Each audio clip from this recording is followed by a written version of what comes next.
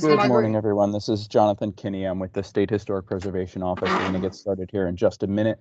We've got a lot of people here today, so I'm just letting a final few come in here and taking attendance. There's Marguerite. I would ask everyone, if you are not speaking, to stay on mute, please. As I said, there's a lot of people here. And I just want to clarify, there's a couple people calling into the meeting. I just want to find out who we are. So I can take attendance. So can the person whose phone number ends in 4678 just let me know who you are? Yes, I'm Lady Carolyn Ellison from Little Zion Church of Christ. Okay.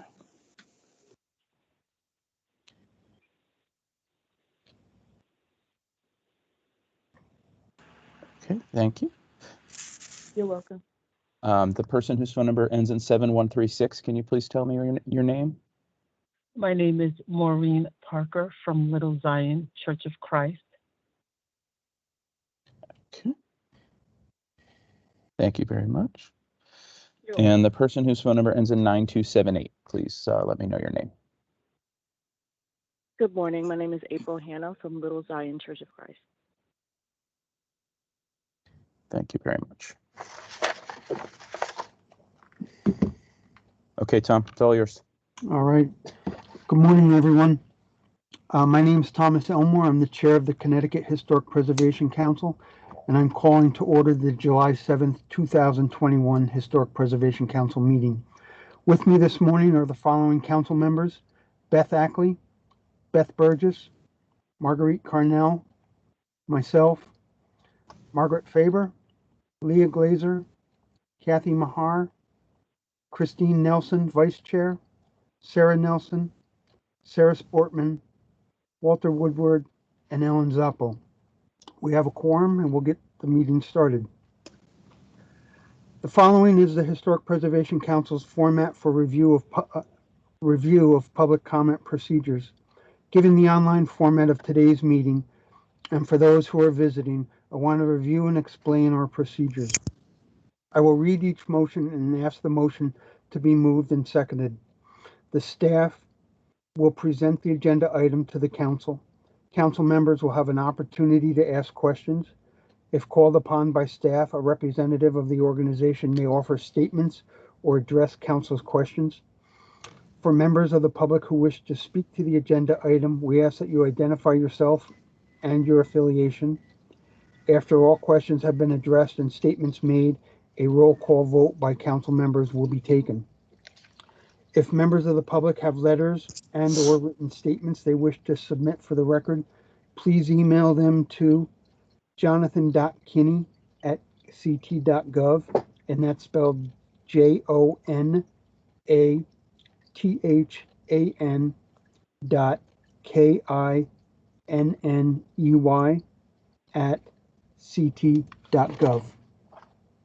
The Historic Preservation Council takes statements from members of the public but does not respond to questions. Lastly, please only address the particular agenda item being addressed at that time. The following is the Historic Preservation Council's policy regarding conflict of interest. The Historic Preservation Council votes on matters which provide leadership, service, and economic benefits to property owners, consultants, local governments, and not-for-profit organizations. Given this responsibility and to maintain the highest professional standards in the discharge of our duties, it is important to maintain a strong code of ethics for all council members and department employees. In order to avoid possible violations of the Department of Economic and Community Development ethics statement, it is necessary for all council to be aware of any situations in which there is a real, potential, or apparent conflict of interest involving anyone here. A conflict of interest may occur when a public official's participation in agency matters results in personal financial gain. All council and staff have been provided a copy of the Department of Economic and Community Development ethics statement and governing state statutes. Having reviewed them and today's agenda, members of the council and staff are now asked to disclose any affiliation with entities or projects that may create a conflict of interest as defined by agency policy and pursuant to Connecticut General Statute 1-79 through 1-89 entitled Code of Ethics for Public Officials. Once disclosed, the member or staff may recuse themselves from that particular agenda item. Having read this statement, are there any council or staff members that would like to disclose a conflict of interest to any of the items on today's agenda? This Yes, is Sarah Nelson. I have a conflict of interest with 5BA for the Historical Society. We were involved with condition assessment studies several years ago. Here, I can't hear you over the noise. Did you say 5B10 or 8? 5B10, yes, I believe so. Okay. The Mansfield Historical Society. Okay, I'll make a note of that. Okay. Anyone else? This is Beth Ackley. I would like to recuse myself from, I think it's 5B1, the Union Baptist Church application. I worked on that conditions assessment. Okay, thank you.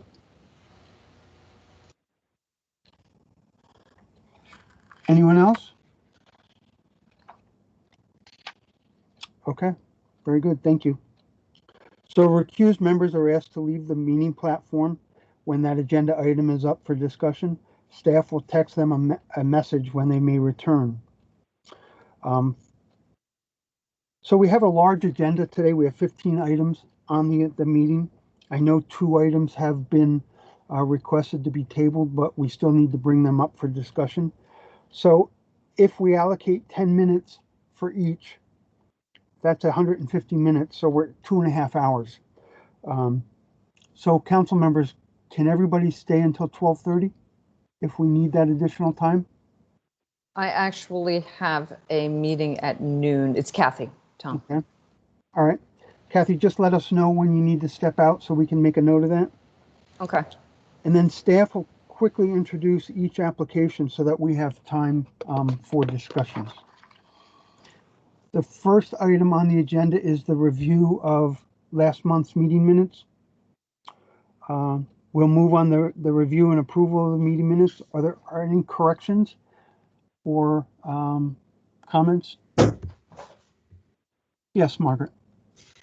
Just a couple of clarifications, maybe on page 3, the 9th paragraph down, it's just last sentence. It says Chairman Elmore added federally listing started everything for this site, and that doesn't really make sense. So I don't recall what you were saying, but maybe we could make a better sentence for the minutes. I don't either. Jonathan and Deborah, can you guys look at the recording to see what that discussion was about?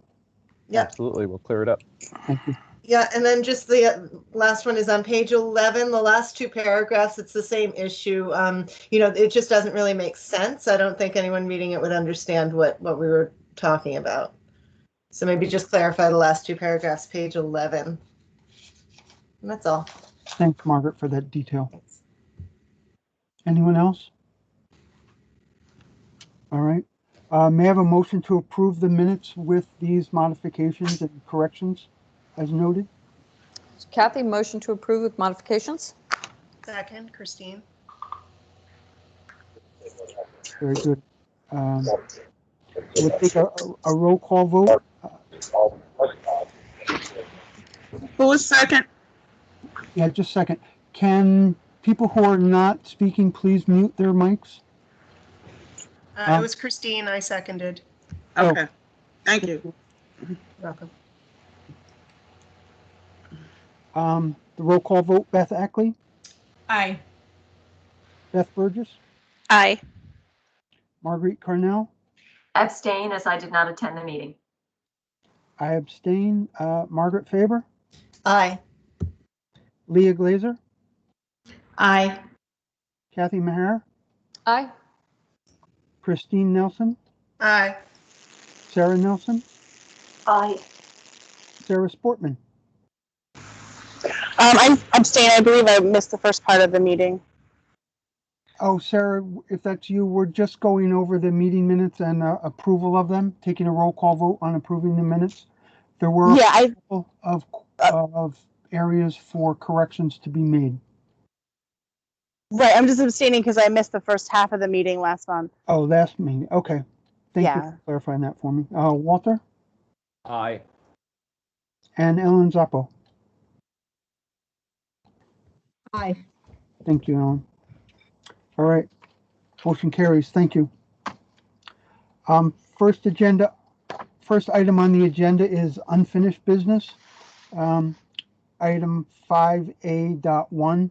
This item was tabled at our May 5th, 2021 meeting and was previously tabled from our April 7th, 2021 meeting. It was tabled twice as we were looking for additional information. By a 2/3 vote, we can recall this item to the table. May I have a motion to recall the application to the table? This is Sarah Nelson, so moved. Christine Nelson, seconded.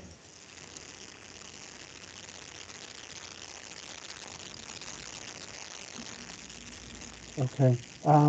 So a roll call vote to bring this item back to the table for discussion. Beth Ackley, Aye. Beth Burgess, Aye. Marguerite Carnell. Aye. I abstain. Margaret Faber, Aye. Leah Glazer, Aye.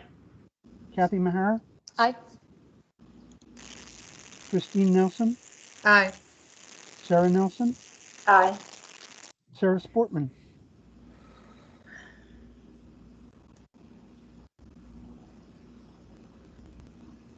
I can come back to her. Walter Woodward Aye. and Ellen Zoppo. Aye. Sarah, if you can hear me. All right, we'll just leave that blank. So the motion carries. I'll read the original motion. The Historic Preservation Council votes to recommend the award of a survey and planning grant funded by the Community Investment Act of the State of Connecticut to the below listed applicant in the amount shown. All grant guidelines and state requirements shall be met by the below listed applicant upon receipt of a grant as administered by the Department of Economic and Community Development. Staff recommends the application for funding. The applicant, Canaan Institutional Baptist Church. The project, consulting services for a 36 CFR qualified architect and appropriate team to prepare a condition assessment for Canaan Institutional Baptist Church dated 1906, located at 21 Concord Street in Norwalk, Connecticut. Grant amount for $20,000. So I believe Mary is going to be introducing this. Mary, can you just refresh everybody's mind and memories about the additional information that was provided and subsequently added to the Dropbox for our review?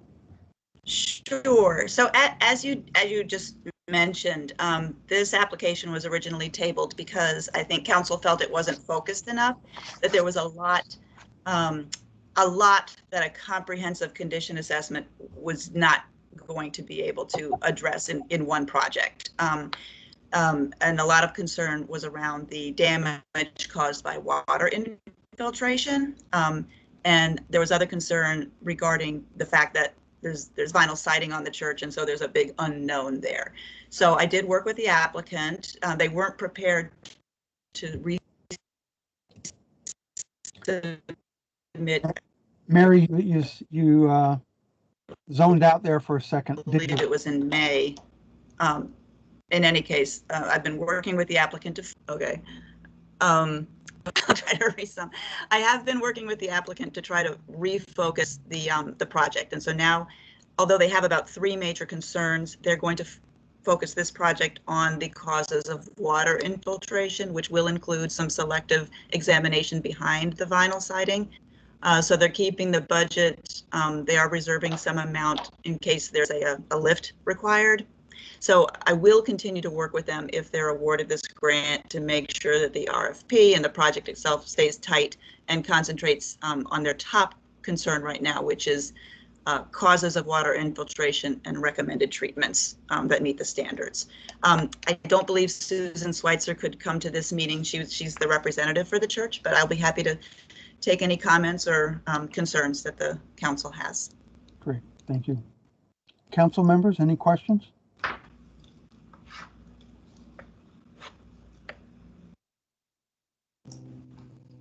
I guess my question would be, what are the typical problems that you run into under vinyl siding, and how extensive can it be? Well, as is kind of presenting itself, it traps. If there's still original clapboard under there, it can trap the moisture, rot the clapboard, and then lead to interior moisture infiltration, infestation, all kinds of things. I'm not sure if the original clapboard is under there. I don't know. Sometimes they remove everything when you vinyl side a building, so that's going to take a little selective investigation. But the existence of the vinyl itself can cause a problem. But as you saw from some of the additional photographs that we required, they're already seeing some interior damage to the plaster around the sills. So, Thank you. This is Sarah Nelson, Mary, just to offer a comment that I am delighted to see this sort of narrowing of scope and the kind of the focus, and I'm very happy to support this application as it's now considered. Any other questions or comments from council members? No, Kathy, I agree with Sarah. Thanks, Mary, for doing that. Yep. That was a long haul, so they got there. Well, and it's thanks to the council. I mean, this is why we have you, so that you can offer your advice on how to make the best project possible and the best use of the limited funds that we have to offer. So. Well, and I think this is a good example of how a delay actually helps the applicant and us. Okay. If there are there any other questions or comments? If not, we'll take a roll call vote to approve the grant. Or I guess we have a motion standing, so we can take a roll call vote to approve the grant. Beth Ackley? Aye. Beth Burgess? Aye. Margaret Parnell? Aye. I'll abstain. Margaret Faber? Aye. Leah Glazer? Aye. Kathy Mahar? Aye. Christine Nelson? Aye. Sarah Nelson? Aye. Sarah Sportman? Aye. Walter Woodward? Aye. Ellen Zappo? Aye. Very good. Motion carries. Good luck. Thank you, Mary. Thank you so much.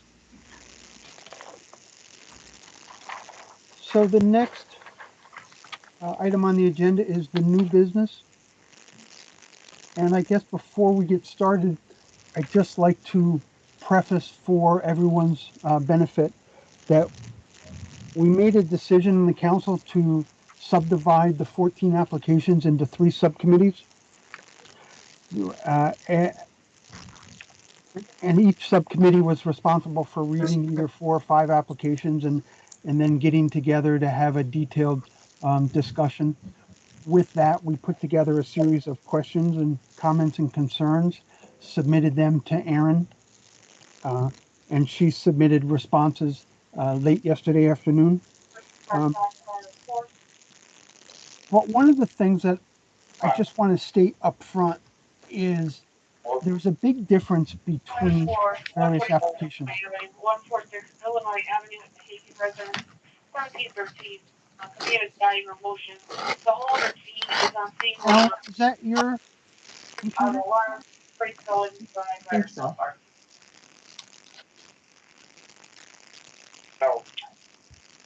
One of the things I just wanted to mention was that there was a big disparity between the various applications, with drawings and specs being submitted, no drawings and specs being submitted, large funded grant requests and small, but also a fair amount of information that was not originally submitted, but then the majority of it was submitted late yesterday afternoon. So council members tried the best we could to go through the new materials to see how it addressed our questions and comments and concerns.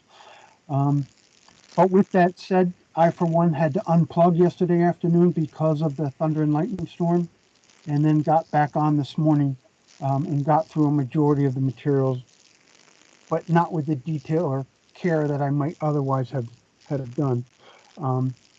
So with that said, I'd like to ask each of the 3 spokespeople if they feel their groups are ready to make a discussion on the applications that they were responding to or reviewing. And so I'll just ask for a yes or no at this point, and then when we get to the individual applications, we'll address them individually. So Beth Ackley, how do you feel about your applications?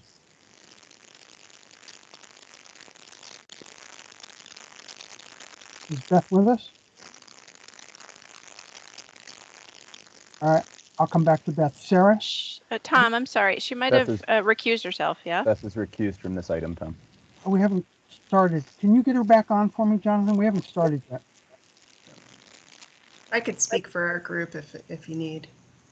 Okay, that'd be fine. Overall, we found that all of our questions were satisfied except on 2 applications, which when they come up for discussion, we'll talk to you about possibly tabling them if the council agrees, so that the applicants can give us more information. Okay, great. Thank you, Christine. Sarah? We had 5 applications without drawings and specifications. The submitted material, in some cases, may have actually raised more questions. We had 2 of the 5 that we probably, through discussion, might be able to see our way to a vote, but we've got at least 2 that we would be recommending tabling. Okay, thank you. And Kathy? Yeah, there's a lot to unpack there, just beyond the applications. But as far as each of our 4 items goes, thanks to the team, we had a couple of Zoom meetings, and even before we had here, so I think that we have enough information to make a reasonable recommendation today. Great, thank you. Then with that said, we'll get started on the first one. And Beth, if you came back on, would you step back off for us, please? So the first item on the agenda is 5B1, Union Baptist Church. The Historic Preservation Council votes to recommend the award of a Historic Restoration Fund grant funded by the Community Investment Act of the State of Connecticut to the below-listed applicant in the amount shown. All grant guidelines and state requirements shall be met by the below-listed applicant upon receipt of a grant as administered by the Department of Economic and Community Development. Staff recommends the application for funding. Union Baptist Church in Hartford. The project, the prevention of water from entering through the basement and roof, which will include mold abatement, the installation of sump pumps, dehumidifiers, vapor barriers, storm drain cleaning, the connection of missing gutters, replacement of corroded lolly columns, electrical repairs, replacement of all copper flashing, built-in copper gutter, leader replacements, replacement of missing and damaged slates, repairs to roof masonry, and replacement of steeple capstone. Grant amount is $100,000. Aaron? Thank you. This application is following a conditions assessment list of priorities, and the project will stop water intrusion and remediate previous damage and corrosion caused by leaks. They were awarded a survey and planning grant in 2018, and this outlined the work that needed to be done. And I believe Angela Thomas is on the line, so she can help answer any questions as well. Yes, I'm here. Thanks, Angela. Thank you, Angela. Tom, a point of order. You read the motion, but we didn't move and second it. Oh, I'm sorry. Thank you. May I have a motion? I'll make a motion. Kathy, second.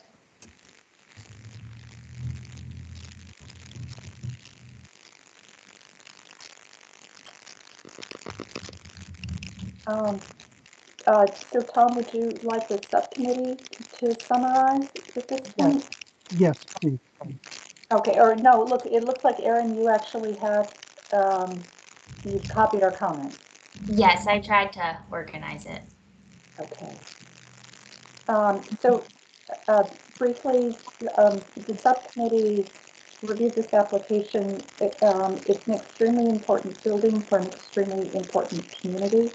We had several questions. It's a very encompassing scope, and the intention in asking the questions is not to play gotcha in any way, but really to try and help the applicant make sure that the work that's being done only needs to be done once, and that and that sufficient information exists to inform the recommended course of action.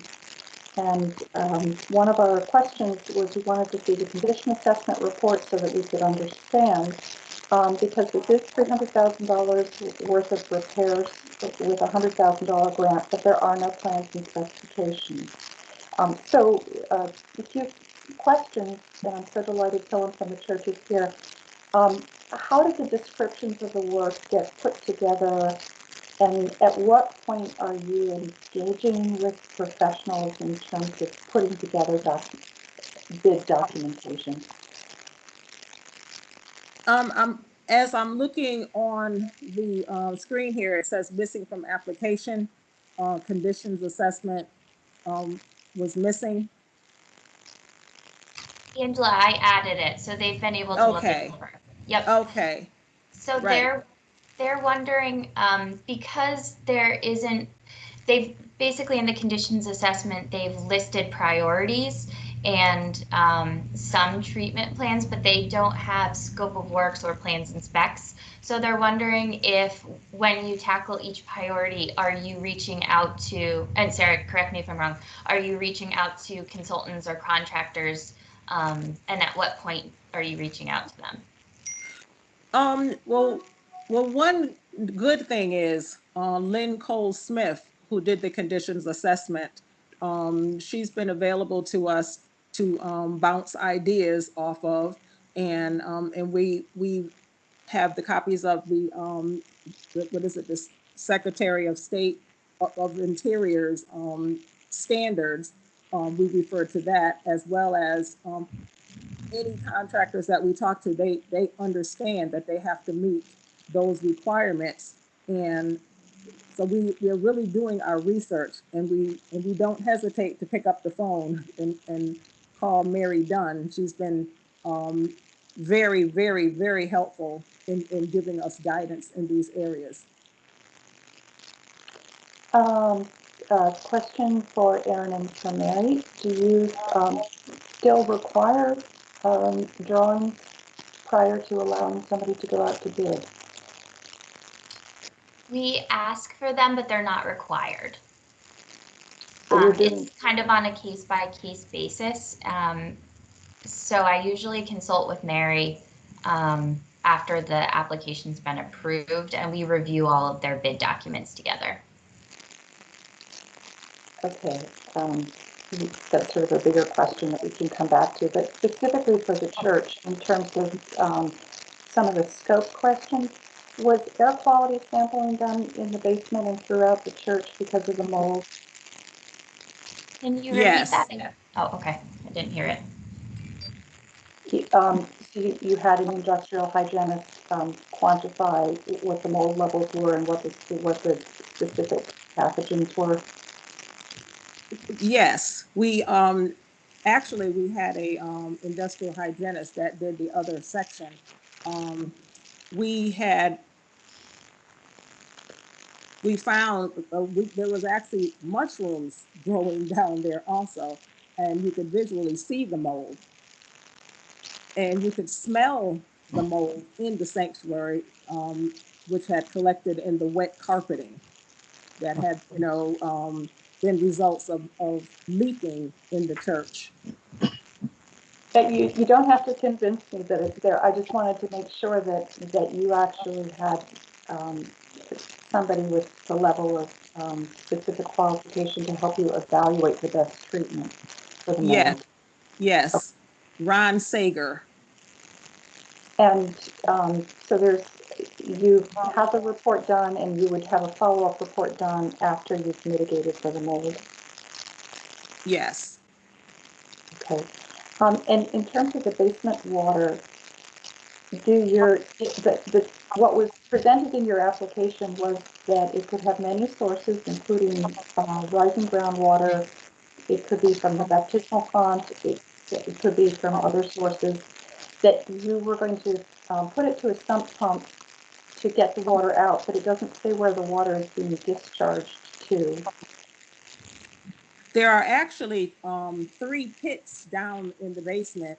2 of the pits, water rises from the ground because there are springs coming through certain parts of Hartford where I guess the water is on its way to the Connecticut River. So a lot of the houses in that area have issues with the basement.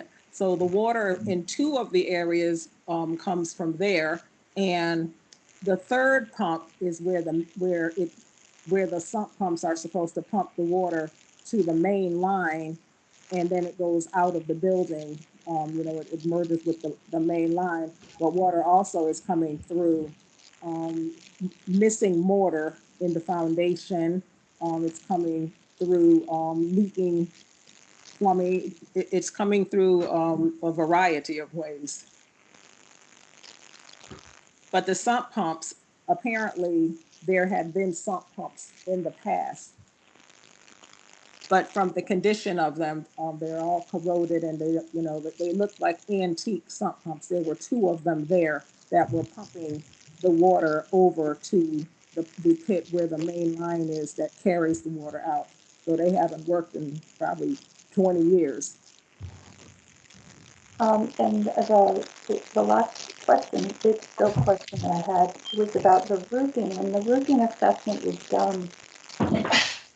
It's a 150-year-old roof. Did the team actually take slates off and look at the condition of the fasteners? You're talking about in the conditions assessment? Yes. I'm not really certain what they did up there. I do know that part of some of the damage that had been caused was when the steeple that was built on the church in 1871, it was blown off by the hurricane in 1938, and it crashed through the roof and landed in the church and crashed through the floor. So that area where the steeple had been, that's causing a significant amount of water intrusion because of that area needs to be, that cap needs to be replaced now.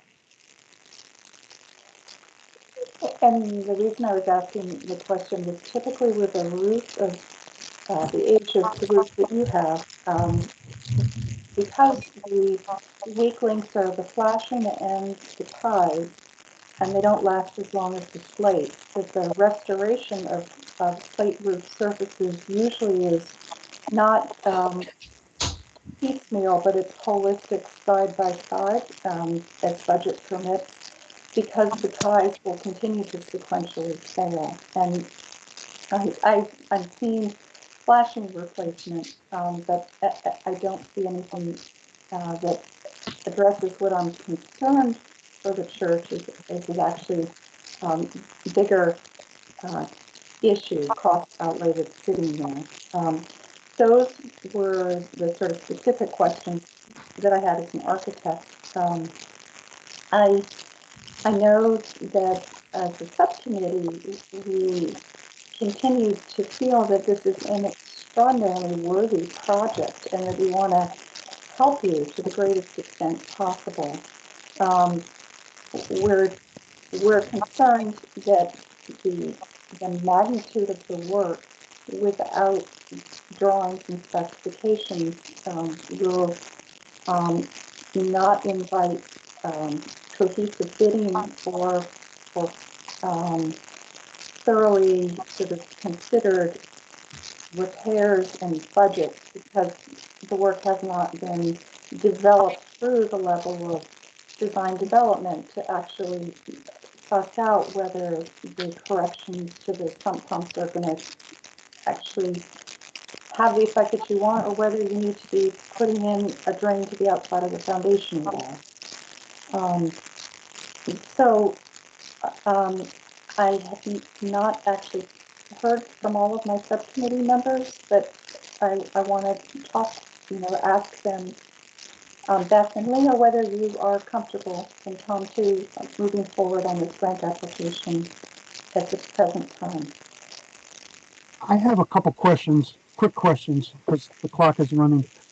Before I answer that, just want to let everybody know that the cost estimates were done in August of 2019, 2 years ago. And council, we've had several discussions about cost escalation on a year-by-year basis. So if we estimate about 5% per year, that would make it a 10% increase from those costs, not including the tremendous cost of materials and labor over this past 12 months. So one of my concerns is that their budget projections, their cost estimates are no longer current. And I'm concerned that they're going to find themselves severely short in the long run. And some of these major issues may not be either corrected at all or corrected properly. Tom, can I answer that? Yes. So Angela has gotten estimates for each one of the items in the scope of work, and they are all current estimates. So I believe, and Angela, you can correct me if I'm wrong, that they will all be honored, and that the cost she's presented will be. The cost presented in the In the application. Yes. Yes. Okay. Yeah. So those are different than in the conditions assessment. Okay. Very good. Yeah. Thank you.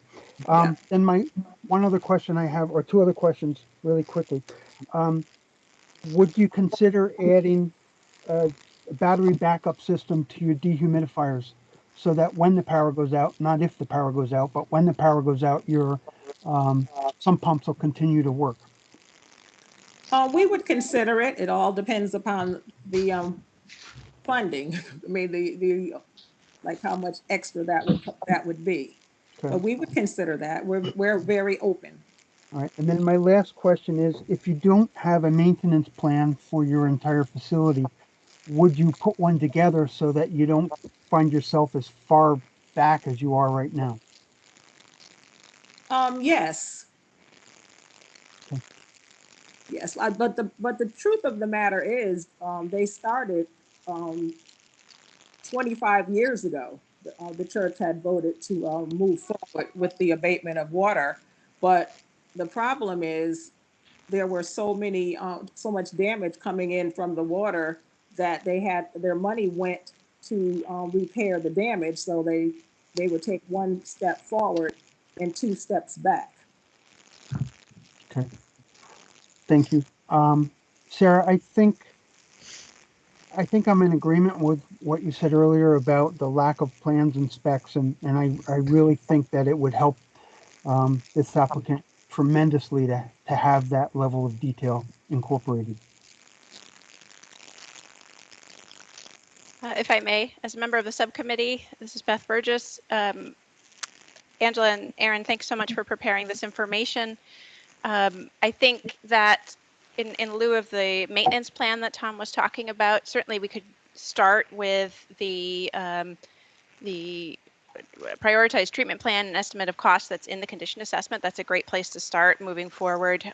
I certainly feel your pain in the need to move forward with work immediately to solve these moisture control issues. But I agree with my subcommittee members that really specifications and drawings here would be beneficial for the long run, and just getting everything in order so that when it comes time again to come back to SHPO with another application, you have the information you need, and it will be an easier situation, I guess.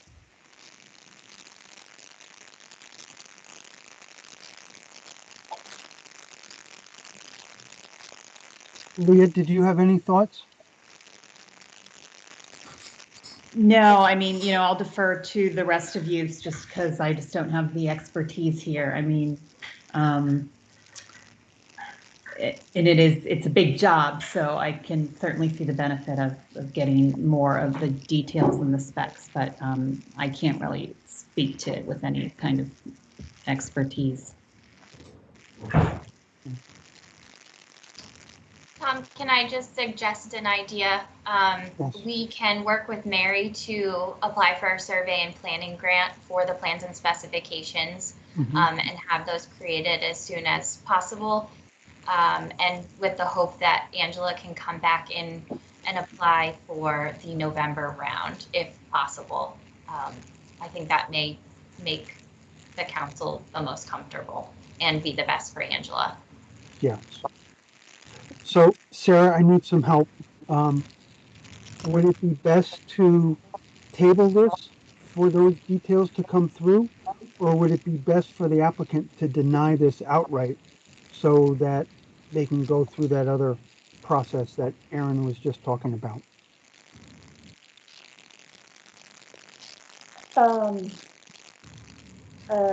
Aaron, in terms of the timeline, and this would be a question for you to work out with Angela in terms of how much time would be needed to put together the plans and specifications.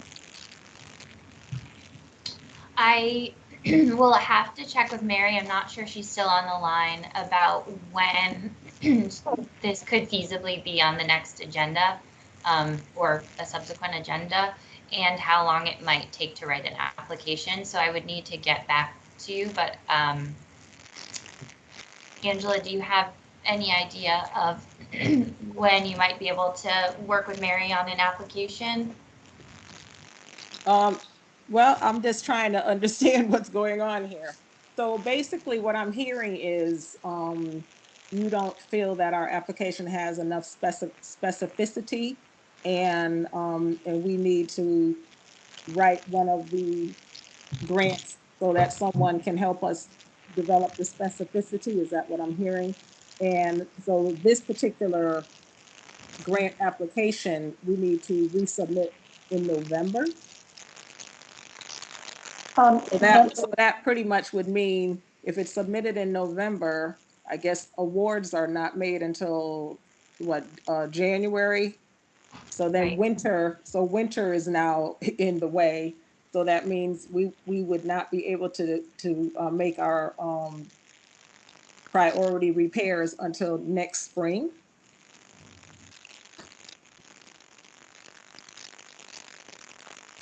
Would the council be comfortable if this application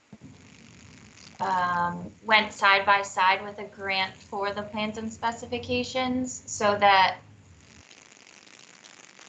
as soon as those were done, it would already be approved to start the work? I think given the complexity of the project, I would like to have the architects and engineers on the council take a look at those. Again, just as an outside set of eyes. And I know what we're talking about with the time constraints here, because not only do you have the preparation of the survey and planning grant application, then once approved, you have the whole RFP bidding and development of the drawings, which does not happen overnight. Yeah. Right. Well, my concern is the element of time. Some of the things that are in the grant, that are to be done, don't actually necessarily, like, we were not anticipating putting this entire project out to bid by one contractor. The biggest piece that I see that might need more specificity is the roof. Just because of the complexity, with all of those slopes, and there's masonry repairs, there's carpentry, but some of the other components, because of the amount of money, something could be $5,000, and you don't have to put a $5,000 project out to bid, do you? This is Sarah. Thank you for clarifying that, Angela. So, and I just want to quickly say that when we talk about plans and specifications, not related to the specificity of the words that you put together, which are very specific. It's actually what we consider to be documents that are on their way to becoming big documents. But to the specific question that you posed about, would the council vote to approve moving forward some of the smaller immediate things like repair of the sump pump system and the air quality treatment as opposed to the roofing work? I'm just speaking personally that I would be more comfortable about doing that and having full documents for the roof to develop. But I also defer to my subcommittee members. So, Sarah, I see where you're going with this. I would be okay with us tabling this for a month or two so that they can reorganize the application and the cost estimate so that we can clearly see what is being proposed on a smaller scale. I think I would be okay with that.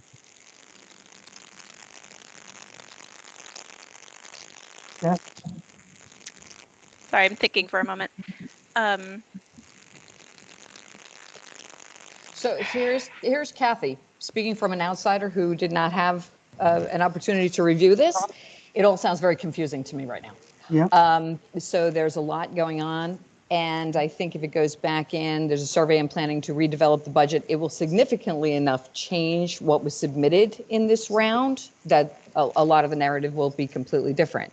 So maybe the best way to do this is divide and conquer. Just abandon this application, not move it forward. And then next month, if Mary can help pull together a survey and planning grant so we can see isolated, without prejudice, a new application with some of those smaller projects that can get moved along more efficiently.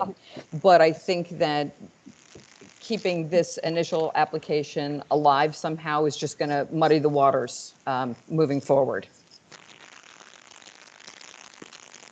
Okay, so I think what I'm hearing is that we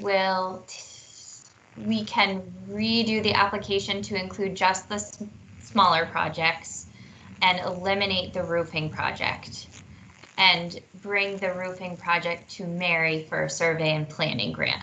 So at the next council meeting, you will see a revised application for the smaller projects.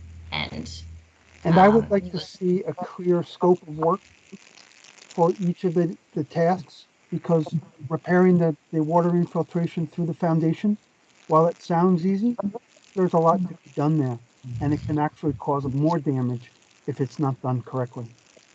it does look like there is a scope of work for that, the water intrusion. I can double check, but I do think that that was listed. Angela, we put that together, Yes, right? it was, Okay.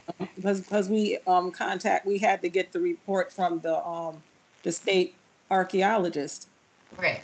As far as could the drain release lines be bored through the foundation?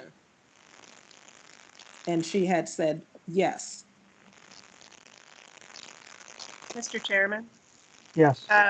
Keeping in mind that we have a huge agenda today, I'd like to make a motion that this item be tabled to the next meeting, August 4th,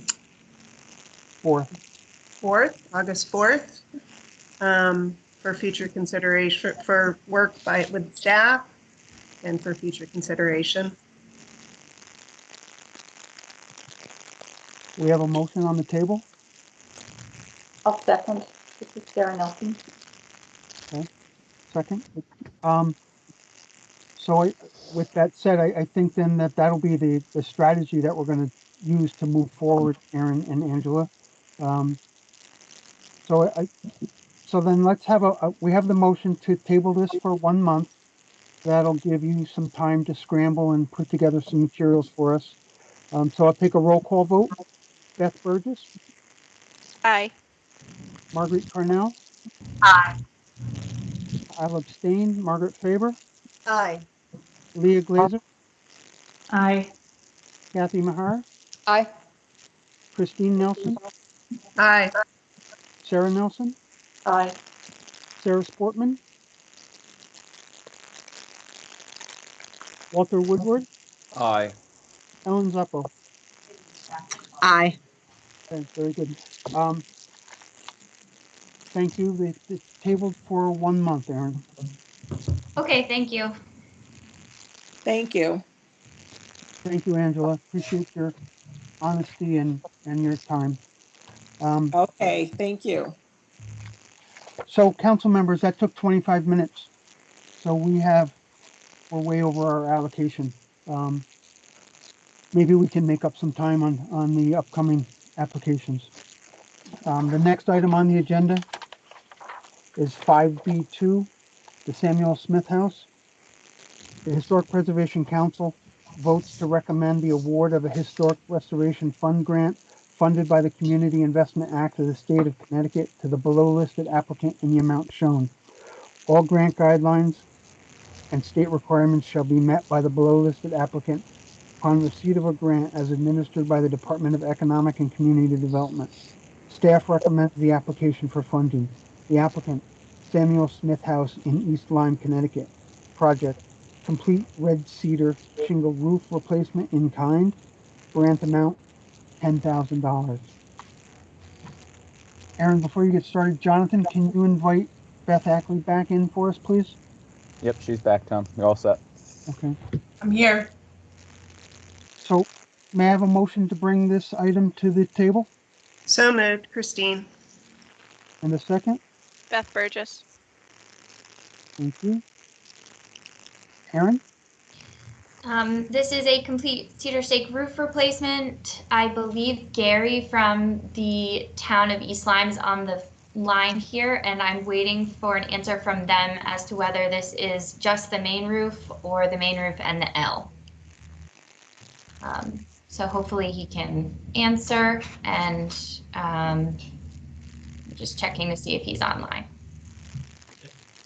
I'm here. Can you hear me? Yes. Yes, thank you. Yeah, it includes the L portion.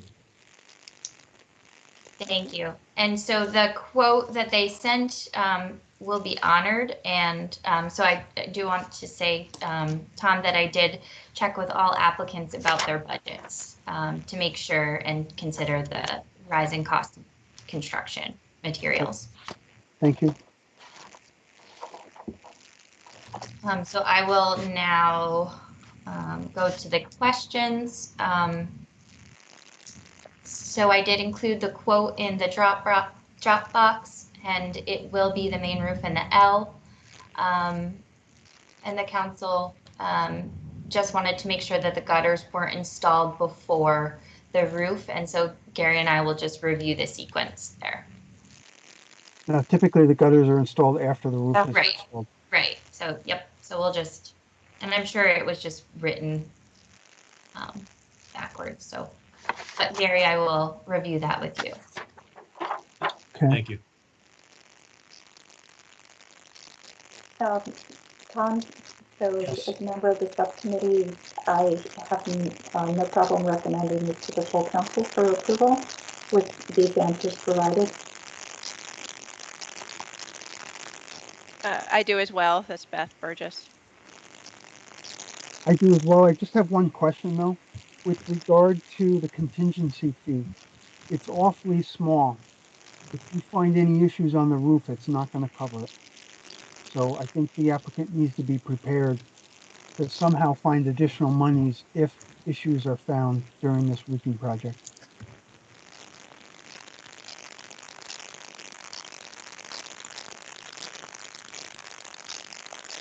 Leah, anything? No, I'm okay. Okay, thank you. Any questions from any other council members? Okay. Then we have a motion to approve this grant. I'll take a roll call vote. Beth Ackley? Aye. Beth Burgess? Aye. Margaret Carnell? Aye. I'll abstain. Margaret Faber? Aye. Leah Glazer? Aye. Kathy Mahara? Aye. Christine Nelson? Aye. Sarah Nelson, Aye. Sarah Sportman, Aye. Walter Woodward, Aye. and Ellen Zoppo. Aye. Very good. Motion carries. Thank you. Thank you, Gary. Thank you. Thank you very much.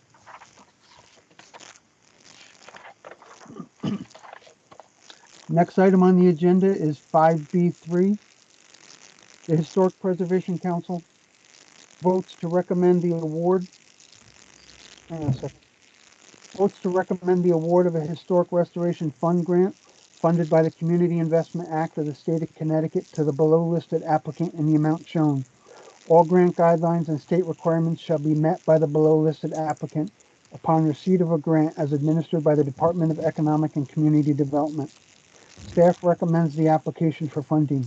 The applicant, First Congregational Church of Washington, Connecticut. The repair and replacement of support structure for the bells and chimes in the belfry of the meeting house of the First Congregational Church of Washington, Connecticut. Grant amount $28,272. May I have a motion? Oh wait, I'm sorry. We got note from the applicant that they'd like to table this. So I'd like a motion to table this, but I'd also like to have a discussion for how long, Aaron, they think they'd like to table it for. So Sure. may I have a motion to table this item with a discussion on how long? Kathy, Christine. I'm sorry, one more time, slower. Kathy, I I'll would- motion to table. And then Christine second. Second, sure. All right. And then a discussion, Aaron, for how long you think they need? Yes, so they would like to table it until the August 4th meeting. They have scheduled a meeting with their project engineer, who is Amy Jagajewski from GNCB Engineering and Architects. I believe that meeting is scheduled for next week, so having a full month should be enough time to get the answers that Beth and the subcommittee came up with. They were very thoughtful questions. Great. So then we have a motion on the table to table this for 1 month. May I have take a roll call vote? Beth Ackley? Who was the first person? I'm sorry, I didn't hear it. Kathy made the motion and Christine seconded the Then motion. Christine. Okay, Yeah. thank you. Thank you, Deb. Beth Ackley? Aye. Beth Burgess? Aye. Margaret Carnell? Aye. I'll abstain. Margaret Faber? Aye. Leah Glazer? Aye. Kathy Mahar? Christine Nelson? Aye. Sarah Nelson? Aye. Sarah Sportman? Aye. Walter Woodward? Aye. Ellen Zeppo? Aye. Very good. Motion carries to table this until August 4th.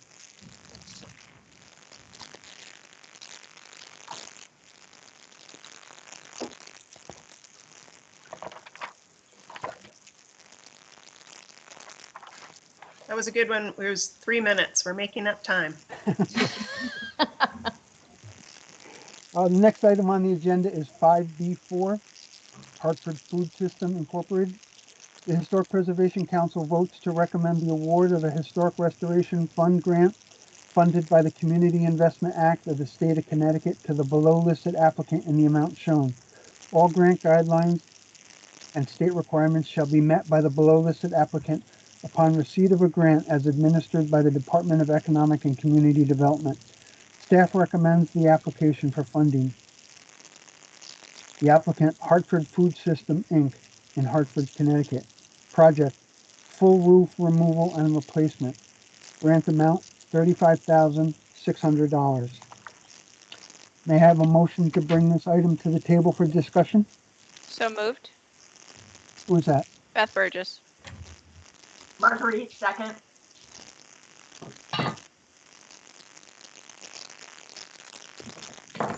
Yeah. Erin? Thank you. So this is a full roof removal and replacement. There are high pitch slopes that the roofer categorized as between 4 and 12 pitch, and those will have architectural shingles. There is several low pitch slopes which will receive the EPDM rubber roof system. They have a contractor, architect, and roofer involved in the project, and they've supplied additional information about the process and the scope of work as well. Although they do have a detailed one in their application.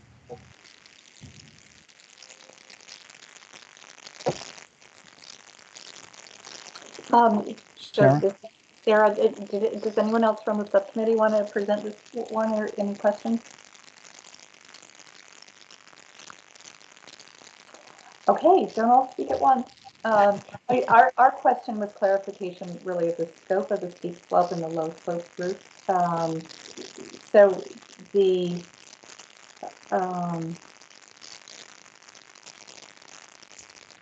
I'm reading what was. This is actually from yesterday. So she got back to me this morning. Yeah. So I can read the process to you if you want me to take the time. So there was supplemental information submitted this morning beyond what we saw last night. Yes, okay. From the roofer directly. Okay, that should be made part of the record. Yeah, Erin, would you read that, please? Sure. So the medium to high pitch slopes, which is categorized between 4 and 12 pitch, these slopes will receive architectural shingles. The process is demo ripping roof down to the decking boards and panels and installing plywood as needed, seam tape throughout, ice water barrier where needed, synthetic underlayments throughout remainder of decking, GAF timberline HDZ shingles throughout, ridge vent cap hip shingles where applicable. So that's the high pitch slopes. The second are the 0 to low pitch slopes. These slopes will receive EPDM rubber roof system.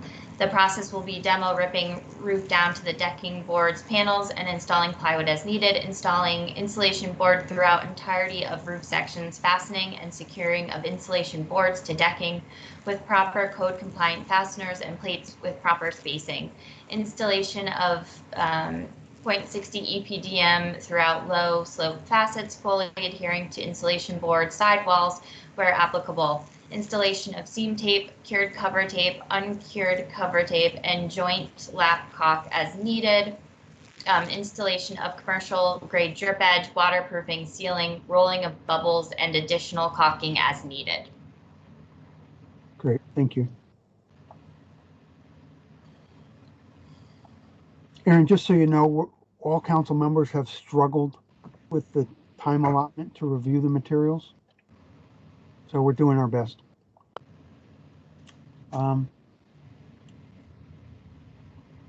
Sarah, I guess I'm going to defer to you being the architect and what your thoughts are with the new information.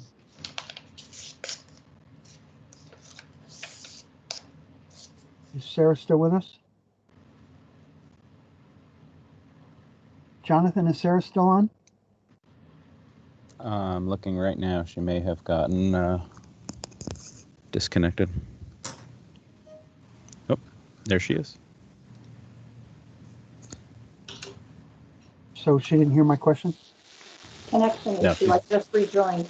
Okay. She's back now. So Sarah, I'm hoping you heard everything that Erin just read, and I let her know that we've all been struggling with reviewing the materials for this morning's meeting. But with the new information that she just read, I'm going to punt to you as an architect and see what your thoughts are for approving the grant with the information we have at hand. So with the information that was submitted this morning and the clear differentiation between a steep slope and a low slope to zero slope roof, as they call it, and the different roof systems that they need to use in each one of them, which have not been clearly described or articulated before, I'm comfortable recommending this application be supported as now presented. Great, thank you. Deborah, can you hear Sarah, or is the recording grabbing Sarah with the background noise? It's very difficult to hear Sarah when Sarah, she's speaking. It would Sarah, help. It would help if she just speaks up a little. Yep. well, or call in by phone, Sarah, because I couldn't hear any of that. Now you're muted. I will call in by phone. Thank you. I did hear most of it, if you'd like me to repeat it. Well, I think it's best that we let her repeat it so Deborah can get it in the recording accurately. I know it's going to take another minute for her to call in, but I think that would be best. Thank you, Aaron. So while we're waiting for Aaron, it was very helpful to get this additional information. So thank you for running around like crazy yesterday getting that. No problem. It was tough with the holiday weekend. Yeah.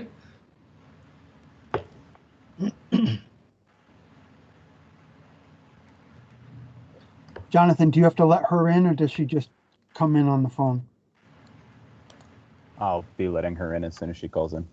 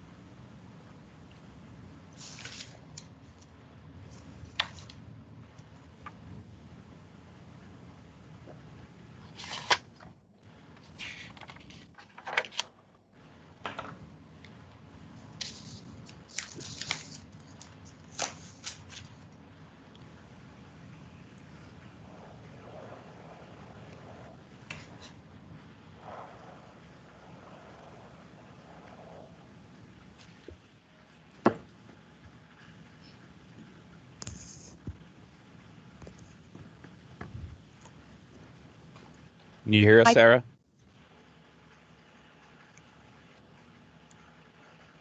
Sarah, is that you that just joined?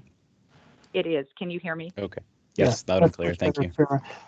So Sarah, Aaron offered to reiterate what you stated, but I said no to that because I'd like to have it come directly from you so it's caught by Deborah in the record. So you want me to remember what I said? Okay. Yeah, sure. Put you on the spot.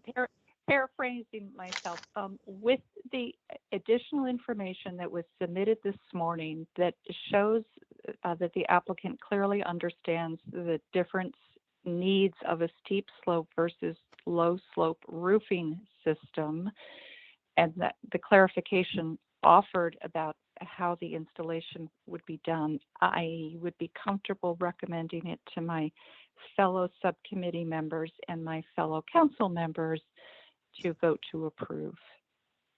Very good. Thank you. Are there any other questions or comments from council? No? So we have a motion to approve the grant. So we'll take a roll call vote. Beth Ackley? Aye. Beth Burgess? Aye. Margaret Carnell? Aye.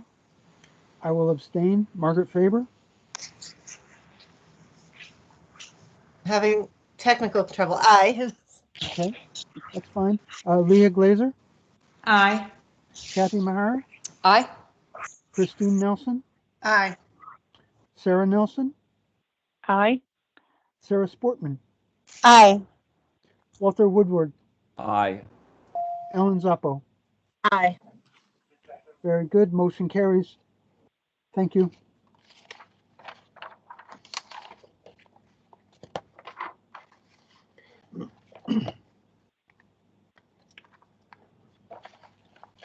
Next item on the agenda is 5B5, First Ecclesiastical Society of East Haddam. The Historic Preservation Council votes to recommend the award of a Historic Restoration Fund grant funded by the Community Investment Act of the State of Connecticut to the below listed applicant in the amount shown. All grant guidelines and state requirements shall be met by the below listed applicant upon receipt of a grant as administered by the Department of Economic and Community Development. Staff recommends the application for funding. The applicant, First Ecclesiastical Society of East Haddam in East Haddam, Connecticut.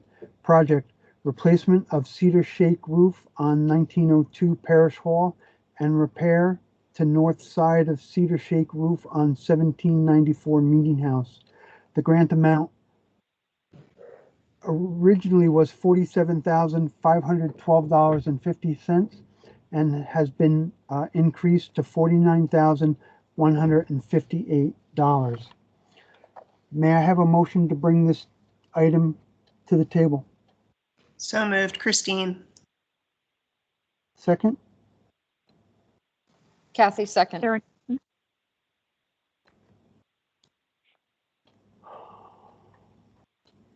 So, Aaron, before you get on, council members, because of the increase of the grant amount, we do need to discuss for approval of that as part of this discussion.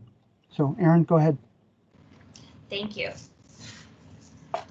So this is following a conditions assessment from 2016, as well as bid documents prepared in 2019 for a complete roof replacement with cedar shakes. There is an architect managing this project that has carefully reviewed and drawn the specifications. Beth Ackley and her committee wrote wonderfully specific questions that were great, and so we had the architect, who is Thomas Gribben, answer each one of them. So I can go through them if you haven't had a chance to read them. No, I think that's fine. I'll let Beth. Yeah, in the interest of time, I think I can speak for our committee and speak up if not. We have reviewed them and we're comfortable with everything. Except we do have one question, and I will just comment that the package was very well done, very detailed. Our question for the council at large is the drawings specify red copper for the valleys and flashings, and in places where it has there has not been copper before, and we just wanted to have a quick discussion on the appropriateness of that from a visibility point of view. Would lead-coated copper, for instance, be a better choice since there hasn't been copper there in the past? So does anybody have any thoughts or comments on that?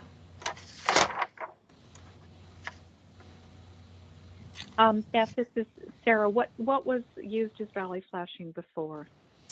I see some EPDM in some spots. I see, just kind of a smattering of stuff. There is a precedent for red copper strips between the shakes for fungal protection. And right. I don't know how far those go back. So there is some red copper in the roof. Okay. So, and the EPDM and all those other are modern materials. So yeah. There would have been lead possibly or copper before. So and we're not certain what the original material is to frame it. So then the question is, since we're changing materials, possibly, do we have any preference? Right. Lead-coated copper is great, but you can't really get it these days because people don't like to work with it. Copper is, you can still find people to work with. From my perspective, lead-coated is going to give a little bit longer lifespan than the uncoated copper, so that would be my preference from a longevity standpoint. But I could go either way. So this is Kathy. And Beth, thanks for pointing that particular item out because that was my only question on your very thorough application. So one thing that we've encountered too is adding copper and not ensuring that the areas around it have materials that are compatible with the copper. For instance, nails around that might galvanize and cause the decomposition of the copper in certain areas. So it looks like there's a qualified architect that's going to ensure that all materials being used around there will actually perform according to the copper substance and not cause any erosion, and then hence water infiltration into the so that was my big concern. Okay. Margaret, I see your hand up. Yeah, so I was just going to reiterate what Sarah said. From an aesthetic point of view, I would go with the lead-coated copper if anyone was willing to work with it. But certainly, there was precedent for copper in the time period that they're, working with. So I would vote yes for copper as well.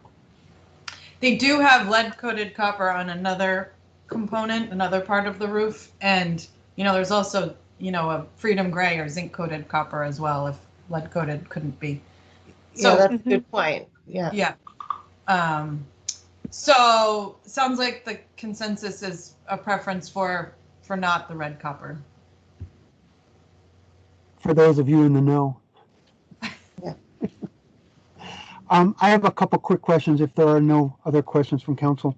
The budget identifies general contracting for a grant amount of $1,250 by SHPO and by the applicant. Can I ask what this is for? I believe Susan is on the line. Susan Kinsman from the church. Hello, good morning. That would be oversight by our architect who will be supervising the installation and replacement. Okay. So Aaron, with that question asked and answered, does SHPO pay for architect administration fees in HRF grants? They can pay for general contracting because they've already had bid documents and drawings done, and it's just management. HRF can cover that. Okay, thank you.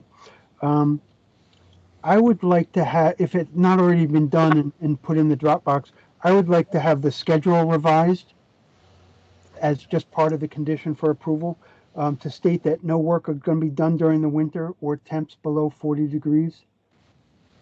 Okay. Per one of their answers. And then my last question is, what caused the grant increase? It was our comments about adding a contingency and that the flashing number looked a little low, or the sheet metal looked a little low. Okay, great, thank you. I have no more questions. Any other questions from council members?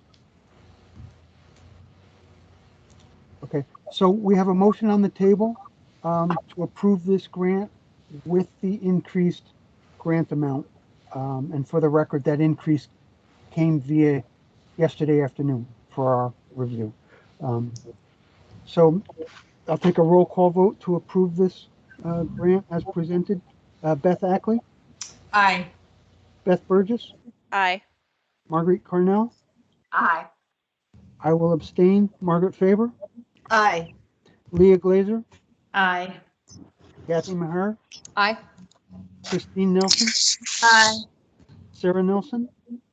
Aye. Sarah Sportman? Aye. Walter Woodward? Aye.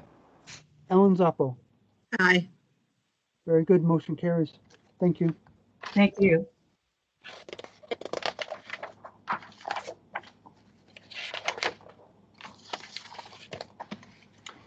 Next item on the agenda is 5B6, North Congregational Church of Woodbury.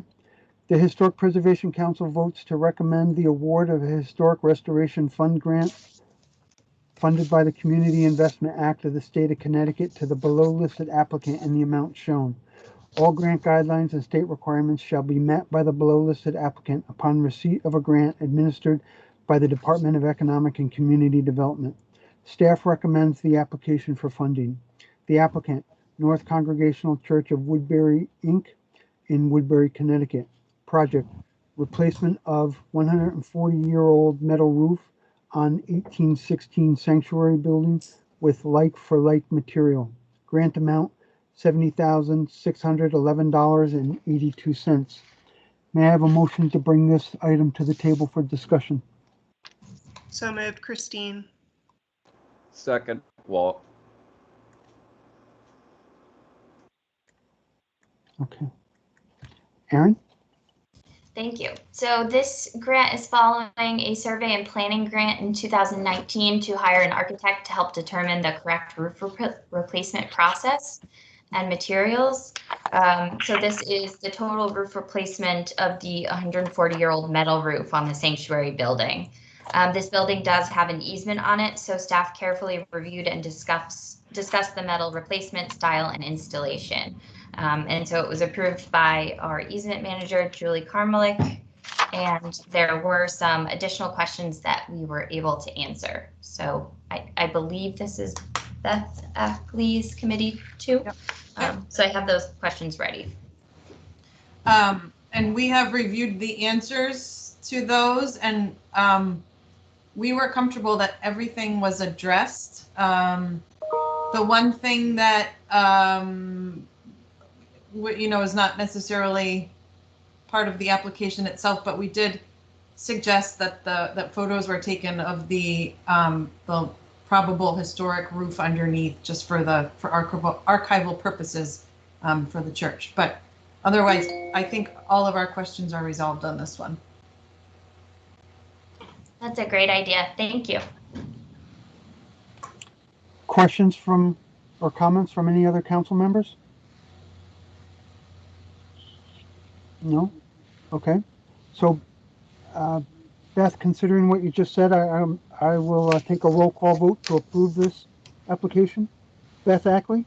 Aye. Beth Burgess? Aye. Marguerite Carnell? Aye. I will abstain. Margaret Faber? Aye. Leah Glazer? Aye. Kathy Maher? Aye. Dean Nelson? Aye. Sarah Nelson? Aye. Sarah Sportman? Aye. Walter Woodward? Aye. Ellen Zappo? Aye. Very good. Motion carries. Thank you.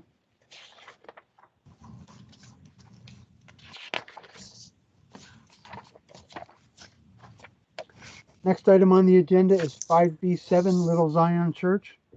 The Historic Preservation Council votes to recommend the award of a Historic Restoration Fund grant funded by the Community Investment Act of the State of Connecticut to the below listed applicant in the amount shown.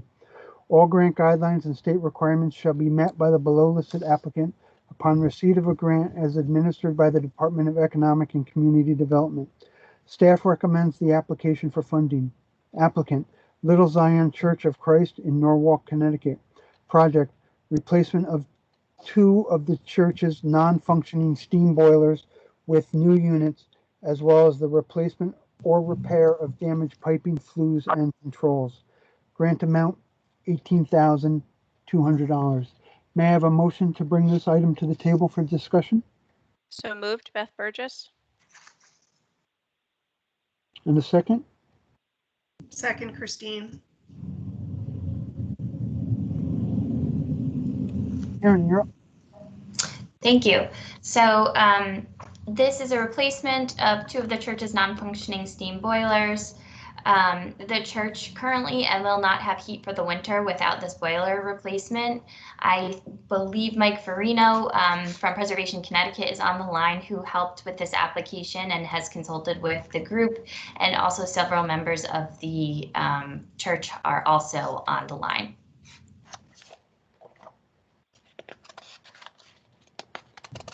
So this is Sarah. The questions that we had related to whether the recommendations that would inform the selection of the boilers have been vetted through the condition assessment process yet. In other words, how far along was the condition assessment process, and was there anything that would actually impact the specifications for the new boilers? And the question was answered that I believe it hasn't been started yet. And the committee's concern was that it was a cut sheet for a boiler that was submitted, which did not define all of the related work. And the concern was that the applicant could be subject to scope increase, unintentional scope increase when it got into it without further definition.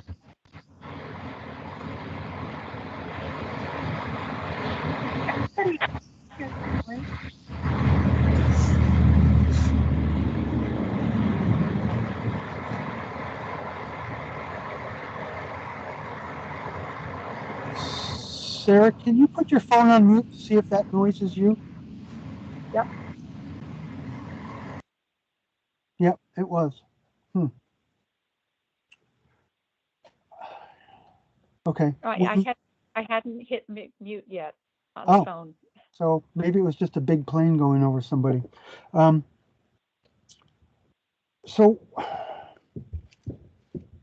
I mean, here again, we're struggling with the idea of a very necessary project, but concerns from the subcommittee on project creep because of unknown conditions that might have otherwise been identified if an architect or an engineer had been involved.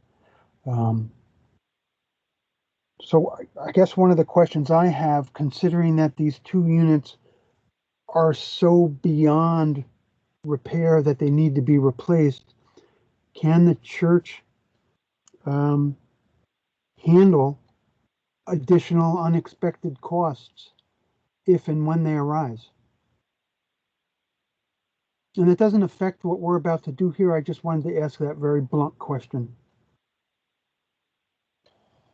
This is Mike Farino from Preservation Connecticut. I can't speak on behalf of the church's finances, obviously, but they'll need to replace this boiler no matter what the cost before the winter. It's a pretty highly functioning church, and they do use the facility quite a bit. So this project will happen either way, presumably before the winter.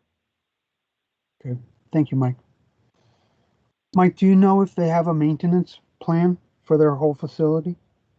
They do not, and that was, obviously the condition assessment was a priority last year, and for a variety of reasons, the state of the world, that has not happened yet. But so they don't have a formal maintenance plan. They are aware of quite a few issues, and I think maybe the application had talked about a few of the problems they were trying to sort out with the roof. The church does have a new roof on it, but there are other problems as well that need to be identified by someone qualified, certainly. Okay. Any other questions or comments, concerns from council members? I would like, Beth Burgess, sorry, Tom. I'd just like to say that, as you've already stated, in effect, by replacing these two boilers, they will be working to build a system that functions around these new two boilers. So that is making a decision for them in the long run. It would be great if the condition assessment the work could be done along with the boiler replacement, so that the players involved can be working together to make the best of the situation. Mm-hmm. Agreed. Thank you. Anyone else? This is Christine. I think this isn't the first time that we've seen a little bit of leapfrog with work progressing ahead of the conditions assessment being completed. But I take heart that there is a condition assessment study being done, and this is such a fundamental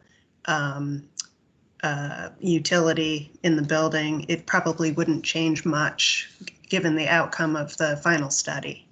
Right.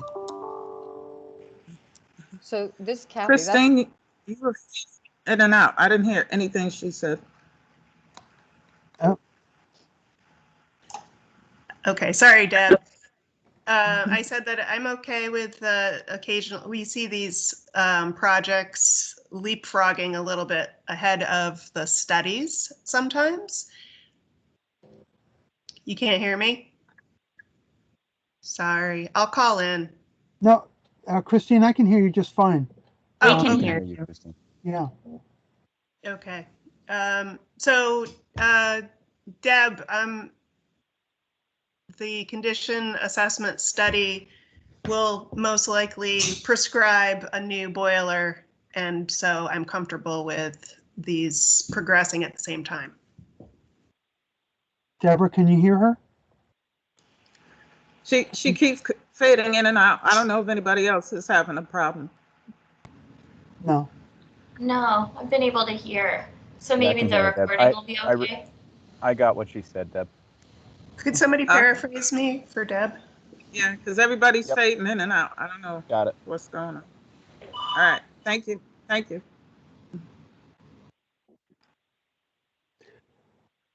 So to paraphrase what Christine was saying, that she agrees that this is a worthy project and understands that these types of projects leapfrog with the conditions assessment, and she's okay with that. Any other questions or comments from council? Okay. So with that, we have a motion to approve this. Beth Ackley? Aye. Beth Burgess? Aye. Marguerite Carnell?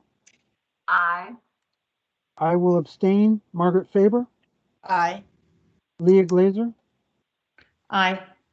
Kathy Mahar? Aye. Christine Nelson? Aye. Sarah Nelson? Aye. Sarah Sportman? Aye. Walter Woodward? Aye. Ellen Zappo? Aye. Very good. Motion carries. Thank you. Deborah, were you able to hear me? No?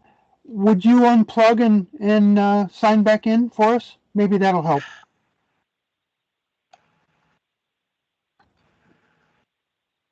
All right.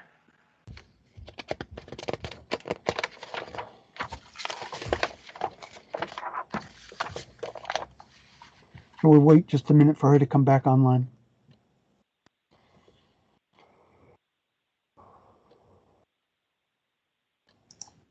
We're doing good on time. Good. Thank you. Yeah. Just a quick question. The two that have been, I know we're going to address them. The two that have been removed just from my paperwork on my desk, it's Mansfield and who? Hang on, I have it right here. I'm sorry. Mansfield, yep, and the one we already did is First Congregational Church of Washington. Washington. Thank you.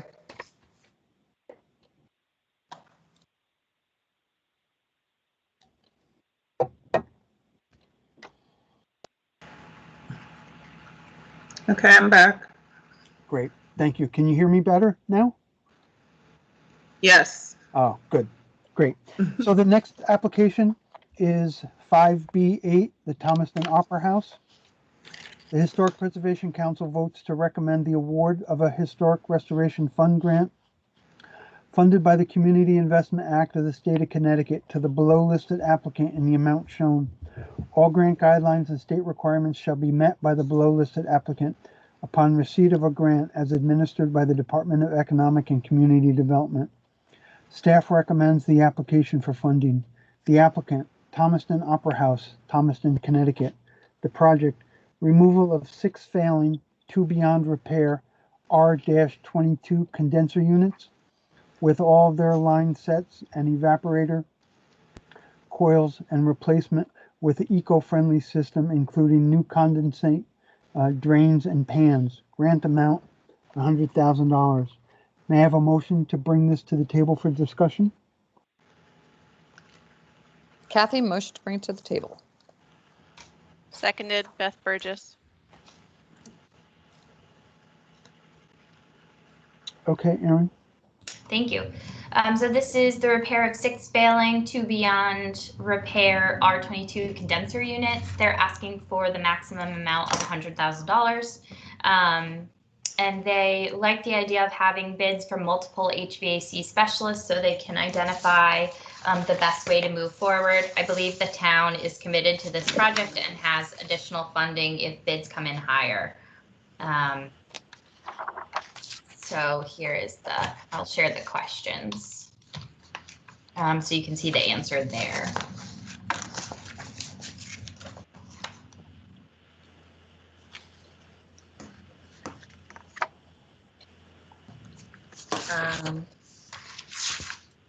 And this was reviewed by Sarah Nelson Subcommittee.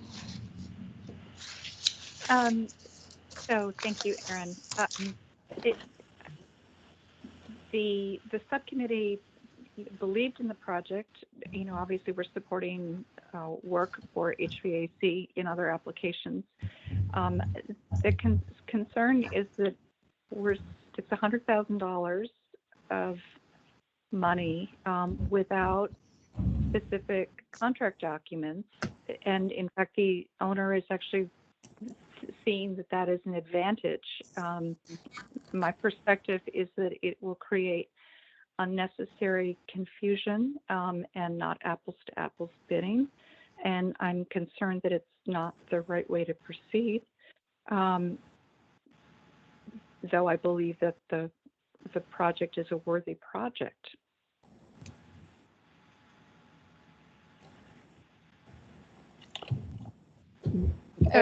This is Kathy. I mean, isn't there in this particular grant application a requirement for that? There used to be, Kathy, but I don't know that it is anymore. Erin? It's not. So that's a problem. So as a member of that subcommittee, this is Tom. One of my concerns with the answer to that question was, I have a question based on that answer. Are they going to be cobbling together best points from each of the contract proposals to put together their own RFP? Or are they going to select one outright? Because I can tell you that those contractors are not going to want to rebid based on cobbled together with pieces parts of other bids. They're only going to want to be bidding on their own work and workmanship. I'd have to get more information. I don't have the answer to that.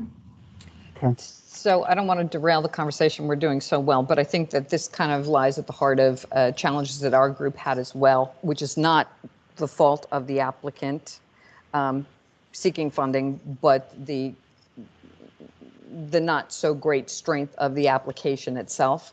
The applicants need guidelines. So as Sarah said, it is apples to apples, or else it's just the Wild West. And it creates confusion for people. So and I know I'm speaking for some of my committee members, I don't want to fault the applicant in this, but as Sarah said, this is a good project, strong enough, but they didn't have the direction. And you can say that about the preservation plan. We could say that about the scope. There needs to be definition to what is being asked, because a lot of these people just simply don't know. Right. And I think a lot of that is where we're coming to a challenge with these discussions.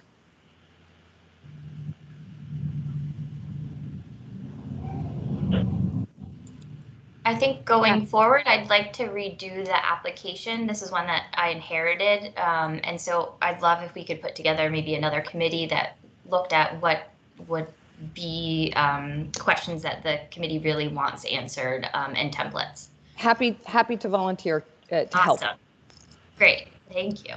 Sure. Erin, this is Sarah, just for institutional memory, it used to be that every year the HRF program, before the applications were even issued, the then program administrator would bring the application format, the proposed application, to the council for general discussion, weaving in the things that were going to be helpful to the applicants, the things that the staff needed, and the things that council members needed for timely and responsible review.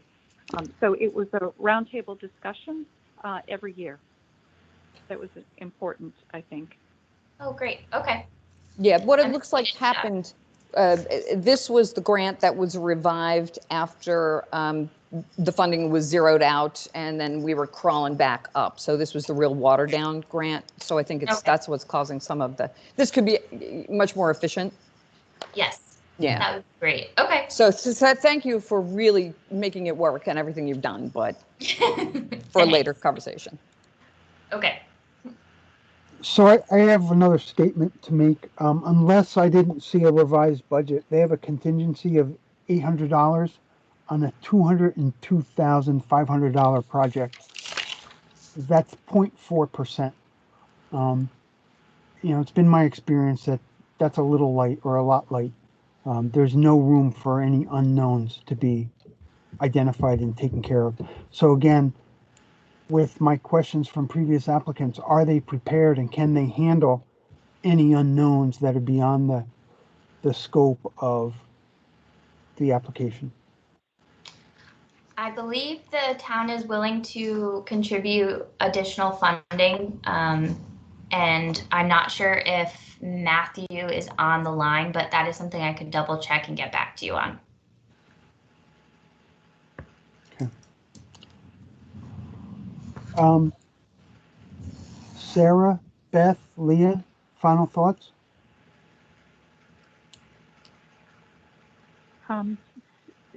So this is Sarah. I would say there are enough questions that I could see tabling this for a month to allow clarity on the questions about whether they're cobbling together several bids. That would just, I think, benefit everybody. Yeah. Leah and Beth, what's your feeling? I agree. Tabling. I agree with tabling, and I don't know. I think the intent to Aaron's suggestion to get together a small group to sort of look at it big picture. I don't know if that's part of the tabling, but I also think that's an excellent idea, and if we could weave that in somehow. That's not part of the tabling, but okay, it'll happen. Okay. Beth Burgess, thoughts? I am in agreement with tabling this for another month for further information. And I think it would help my level of comfort as well. Leah? Yeah, I agree. Okay. So then may I have a motion then to table this for a month for the August 4th meeting? And Motion, Leah. wait, before you do that, we're making this statement without their input. So, Aaron, thoughts? I will relay all of the messages that you've. Okay. All right. So then may I have a motion to table this for 1 month for the August 4th agenda meeting, please? I motion, Leah. Second, Sarah. Motion to, hang on a second.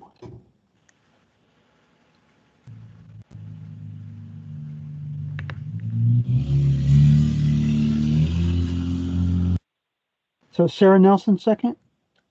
Correct. Thank you. Okay, so motion on the table is to table for 1 month. I'll take a roll call vote. Beth Ackley? Aye. Beth Burgess? Aye. Marguerite Cornell? Aye.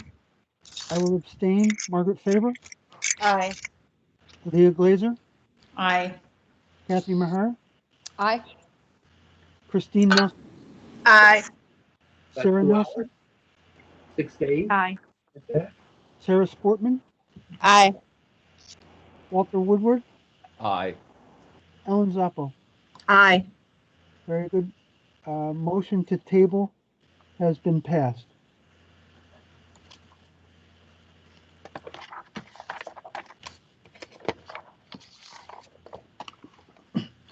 Next item on the agenda is the John Dean Gallup House.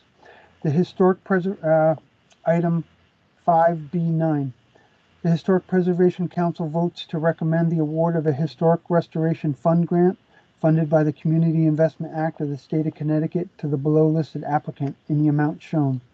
All grant guidelines and state requirements shall be met by the below listed applicant upon receipt of a grant as administered by the Department of Economic and Community Development. Staff recommends the application for funding. The applicant, John Dean Gallup House in Stonington, Connecticut. Project repairs to the east porch floor stonework, repair to the east porch beam framing, structural repair / replacement of the front porch roof, repair and or replacement of gutters and leaders, repair of existing windows, and the addition of interior storm windows where applicable. The original grant request was $20,000. The application in front of us has an increased grant amount of $21,500. May I have a motion to bring this to the table for discussion? So moved, Christine. Marguerite, second.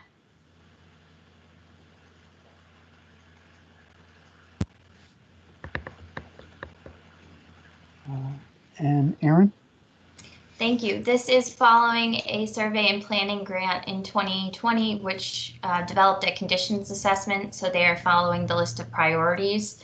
And so this scope of work will mostly tackle the east porch, from the stonework to the beams, to the floors, and also the gutters. And Craig Russell actually lost power and had some damage from the storm last night, so he won't be able to join us from the town. But I did let him know that I will relay all the questions and comments that the council has. And I didn't put those questions, but I have them printed. This was also from Beth Ackley's committee. And so I submitted those yesterday. Beth, were you okay with the answers? Yeah, all the answers made sense to us. The one sort of outstanding question, it sounds like the design is being done under a survey and planning grant in parallel with this, with the application for this grant for the work. So there's an architect on board. There's not a lot of technical information in the application, and I wanted to put it out to the council.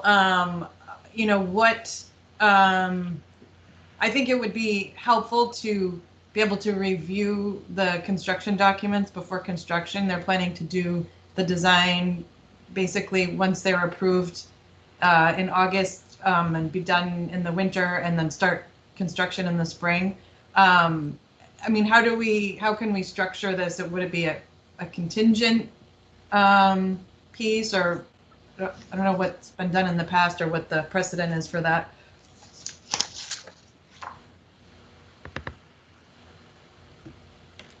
One of the questions I have while people are thinking about that, Beth, is, Aaron, is there anything preventing them from holding off on this until the conditions and assessment is complete so that that can inspire some of this work? I believe it was because the town voted to appropriate the funding to it for the 2021 fiscal year. But I think it would be okay they would just need another vote from their town council if they wanted to apply for the November deadline. And just to clarify, they did, Tom, do a conditions assessment. And within the conditions assessment, these items were in there, and there was some outline specifications, but it was, you know, just identified by a few lines for each of these items. And the survey and planning grant was actually for the design of the findings within the conditions assessment. But some of these repairs are structural, for example, and it's, you know, we don't know, you know, there's rot, but, you know, presumably they'll identify the extent of that rot during design and things like that. Mm-hmm. Okay. Any other questions or comments, concerns from council members? This is Sarah. Just that I agree with Beth's assessment, and I feel that it would be better to have the contract documents that have been informed by the survey and planning grant work as part of our review.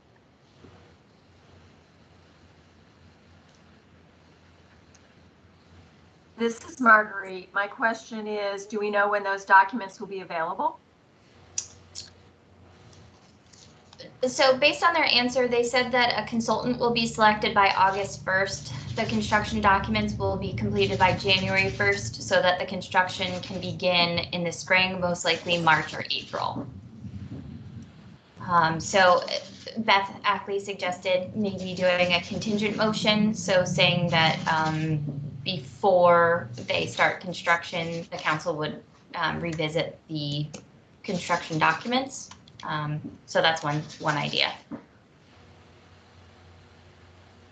The other thing that could happen is we used to ask for design development documents, which are much earlier in the process than full contract documents. So working with the schedule that they have for the survey and planning grant, you could ask for a DD level submission in time for the November meeting.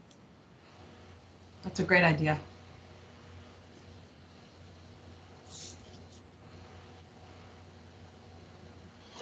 So Sarah, do you think we can do this as a conditional approval or table it until the November meeting and then therefore maybe the town's vote for monetary expenditure can stay intact? And maybe Ellen Zoppo can help us with this.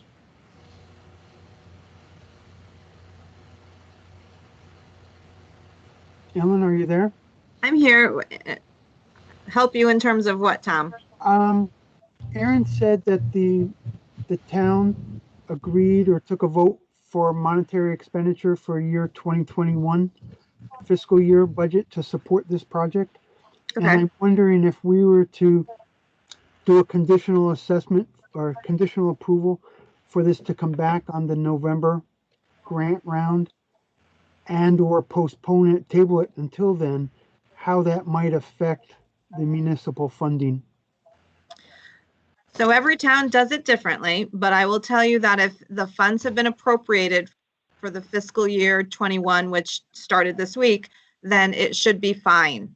What typically would be at risk is depending on what the funding source is that the town has designated, whether it's cash, bonding, or some other type of matching grant.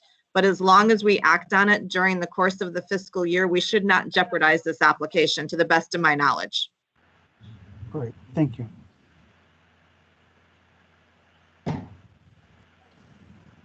So, Beth Ackley, what are you thinking? I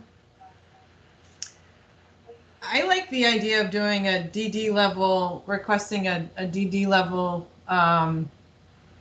submission for review at the November meeting. With a, I guess that would be called the conditional approval, right? Mm-hmm. Okay. So I'm going to ask Sarah, Kathy, and Margaret, is this something that you have done historically? Well, no, because we're doing this now twice a year. I was actually going to ask, is this something that we could bring to the table if they can get DDs for next month? Could we maybe do it a little quicker, seeing how that's the sticking point on this? They haven't selected their architect yet, it sounded. Oh, okay.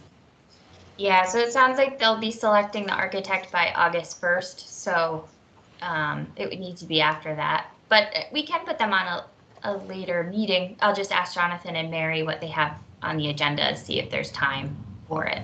Aaron, selection in August, September, contract starts, then you have October, November. I mean, it's going to put us at the November meeting anyway. Agreed. I'm just going to make a motion that we table this application to the November, whatever that date is, the November HPC meeting. That would be November 3rd. I'll second that. It's Kathy. But that includes the submission of DDs, correct? Correct. Yep. So a question, Tom, this is Walt. In is it possible that a contingent approval is necessary to get the funding for the architect to be released by the town? I don't know. It sounds like the architect's fees are being covered under a survey and planning grant, and then this grant is for construction in the spring. So, I don't think so, but I would have to double check with Craig about how their town works. I'm not sure. Okay, well, let's hope for the best. I need to back up for a second while I was taking notes. Sarah made the motion. Who seconded it? Did anybody? Kathy, yeah, sorry, I was on mute. Yeah, Kathy. All right, so we have a motion on the table to table this item until the November 3rd meeting with the submission of design development level drawings. I'll take a roll call vote unless anybody wants one final point of discussion. Walt, your hand is still up. Do you have anything else? Nope. There you go. Okay. I'll take a roll call vote. Beth Ackley? Aye. Beth Burgess? Aye. Marguerite Carnell? Aye. I will abstain. Margaret Faber? Aye. Leah Glazer? Aye. Kathy Mahar? Aye. Christine Nelson? Aye. Sarah Nelson? Aye. Sarah Sportman? Aye. Walter Woodward? Aye. Ellen Zuppo? Aye.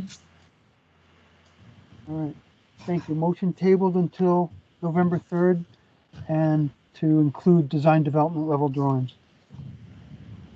And Aaron, if they have any budget projections and, the other things that we typically ask for, that would be great. Okay.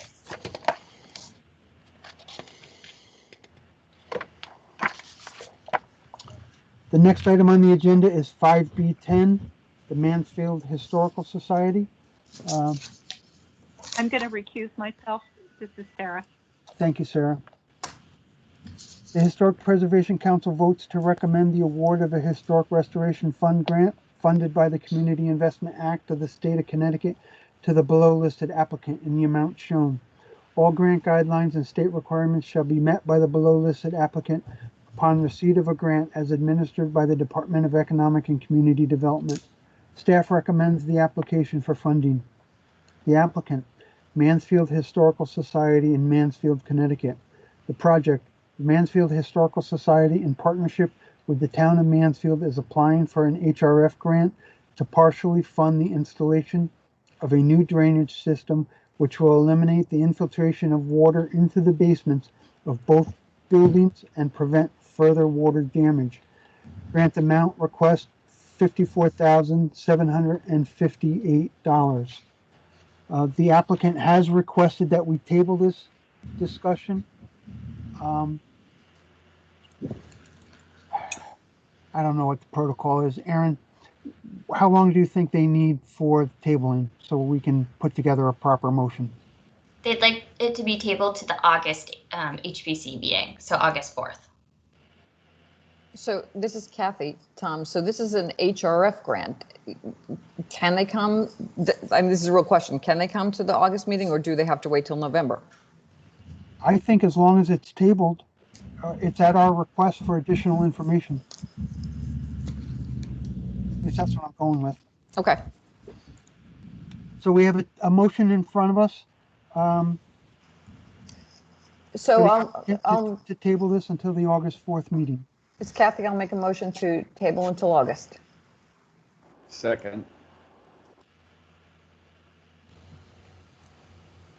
Who was second? Was that Walter? It was. Okay, thank you. Just a second. All right. Beth, roll call vote. Beth Ackley? Aye. Beth Burgess? Aye. Marguerite Carnell? Aye. I will abstain. Margaret Faber? Aye. Leah Glazer? Aye. Kathy Mahar? Aye. Christine Nelson? Aye. Sarah Nelson's recused. Sarah Sportman, Aye. Walter Woodward, Aye. Ellen Zeppo. Aye. Very good. Motion tabled until the August 4th meeting.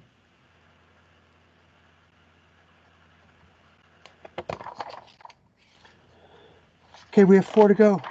Hang in there.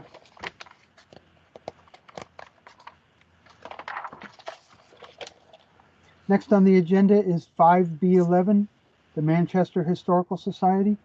Jonathan, would you invite Sarah back, please? Just did. Thanks, Tom. Thank you.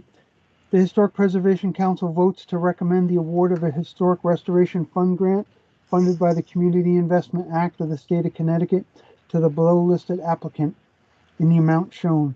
All grant guidelines and state requirements shall be met by the below listed applicant upon receipt of a grant as administered by the Department of Economic and Community Development. Staff recommends the application for funding. The applicant, Manchester Historical Society in Manchester, Connecticut. Project, complete removal and reapplication of exterior paint on the Woodridge Farmstead home. Grant amount, $43,600. May I have a motion to bring this to the table for discussion? So moved, Margaret?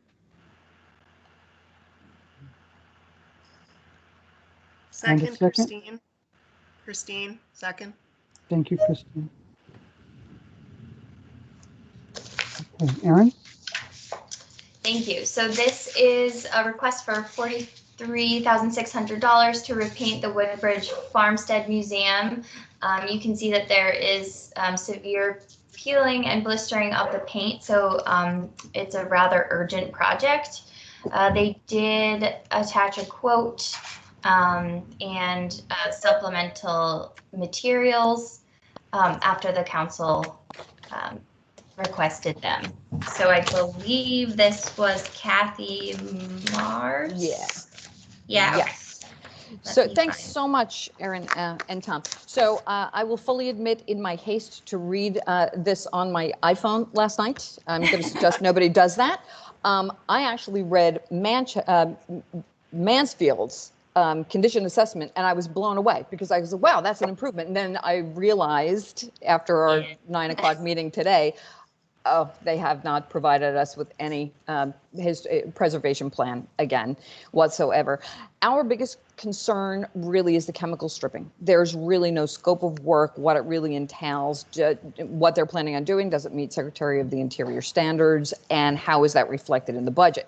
So Margaret had Marguerite had some excellent points, and I started jotting them down, but I figured I will just turn this microphone over to them so they can be extremely specific in how we feel about this chemical strip and a potential power washing, which red flagged all of us. Right. Sounds good. I'll take notes. Okay. It's Margaret, do you want me to go first? Yeah, go ahead. Okay. All right. So, my first question is the entire building experiencing the same degree of paint failure? It was unclear from the photographs. Okay. Does it really need to be completely stripped of paint? Because that's sort of like a last, you wouldn't want to go to that first. We want to do the gentlest means possible. So, and that leads me to the chemical stripper. I mean, they should go after a sort of gentle scraping and, maybe sanding, hand sanding, before they consider the chemical stripper. And I wanted to know if that was going to be used just for residual paint or, on decorative areas. Small scale. Have they considered thermal stripping, which I would probably prefer if they really need to remove the paint down to the wood. Of course, the preservation plan was a problem. But yeah, those are my questions. The scope of work was unclear, and definitely the power washing. So the power washing was hand removed from the scope of work, which is fine. It's alarming that it was in there in the first place, but it's also still part of the quote that was provided after. When we had asked some questions, the quote came to us, and it's still part of their quote, not removed. So I would never approve this for power washing ever. Right. So agreed. Those are my comments. And another point too, it's nice that we have a reference to what Yale University does with their historic properties, but we all know that they're not beholden to the Secretary of the Interior, so kind of take that with a grain of salt if that came from them. But nice link, good to see that link. And Marguerite? I don't have any additional comments. Margaret was very thorough, and she raised all the points. But I would reiterate that this work needs to meet the Secretary of the Interior standards, and generally power washing does not, and chemical stripping, can be problematic and needs to be handled on a case-by-case basis. So summing it up, we actually do not recommend this moves forward. That it does need more work, more detail, a scope, and if they can actually pull some type of preservation plan together that shows the comprehensive thought that's gone into this project as well as the next phase, because surely they will have one. Right. So that's our opinion. So I have a comments based on what I just heard from Margaret describing the workload. My biggest concern with scraping, sanding, and other hand applications is a lot of these little tiny molecules become airborne and will travel. They don't drop to the ground. I've seen this encapsulation done before. I do not know how it fits into the Secretary of the Interior standards, but the paint that's pulled off with the application adheres to the paper, and it gets disposed of theoretically in a proper manner, and a second application or a third application happens. For one who has taken all of his old paint off his house, it's a big laborious task, and considering the paint that I saw in those pictures, I'm wondering if they have water issues in their basement. Yeah. And any painting that's done, is it going to adhere? And that's an excellent point, Tom. And I think some of that has to be fleshed out in a long-term preservation plan, That's right. which we don't have. Right. Yeah, I'm wondering if it would be beneficial to recommend they get a conditions assessment done on this property before coming back in. That was sort of my initial thought when I saw this application is kind of lacking. So I am very comfortable suggesting that. Yeah. I would agree, Aaron, but the thing is, how urgent is it? I mean, I do see exposed wood. Yep. I'm not sure how quickly it can be accomplished. Well, but my response to that, Margaret, is if there's no hole in the roof and the boiler is working. Yeah. So, again, for somebody who has an old house, yeah. Yeah, painting it'll has to probably happen. make it. So, Okay. But painting's not an urgency. I mean, there are other things that we've been talking about that are much more urgent. So I would love to see some additional investigations via other grants done so that we're more informed. Agree. What about Beth and Sarah? What kind of input might you have? Beth Ackley. I think a conditions assessment wholeheartedly is a wise move, and in addition, I'm always about finding the root cause, and the root cause could be water in the basement. It could be, poor application of the existing paint, any number of things. But before going heavy-handed on a solution, understanding the root cause, I think, is really important. This is Sarah, so I agree with everything that Beth has just said. And the only other thing that I would add, Tom, is that in similar situations, you can use the condition assessment to actually also include what's called a paint stripper trial. Mm-hmm. So you can develop and refine the methodology that you want to use and test its efficacy and the ability of paint to adhere to the siding afterwards. And that's not saying using chemical strippers or things like infrared heating, which doesn't vaporize the paint, but then allows the paint to be collected in a very contained way and disposed of appropriately. So that would just be my suggestion to add to a condition assessment study. That sounds great.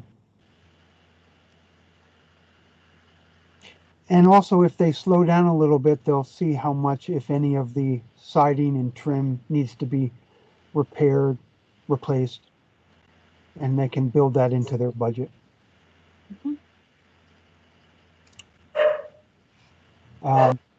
So I guess this is going to be one of the rare instances that we deny this application. Is that where we are at? Yeah, I think that's where the committee landed. Yeah. So we have a motion on the table to approve this. Based on the discussion, I'll take a roll call vote. Be careful how you answer. Beth Ackley? Nay. Beth Burgess? Nay. Marguerite Carnell? Nay. I will abstain. Margaret Faber? Nay. Leah Glazer? Nay. Kathy Mahar? Nay. Christine Nelson? Nay. Sarah Nelson? Nay. Sarah Sportman? Nay. Walter Woodward? Nay. Ellen Zoppo? Nay. The motion has been defeated. So Aaron, we're going to request that you work with this applicant and let them know really we're just looking for a lot more information that'll come out of the condition assessment. Absolutely, will do. Yeah, tell them we're looking forward to the condition assessment. Yeah. Well, okay.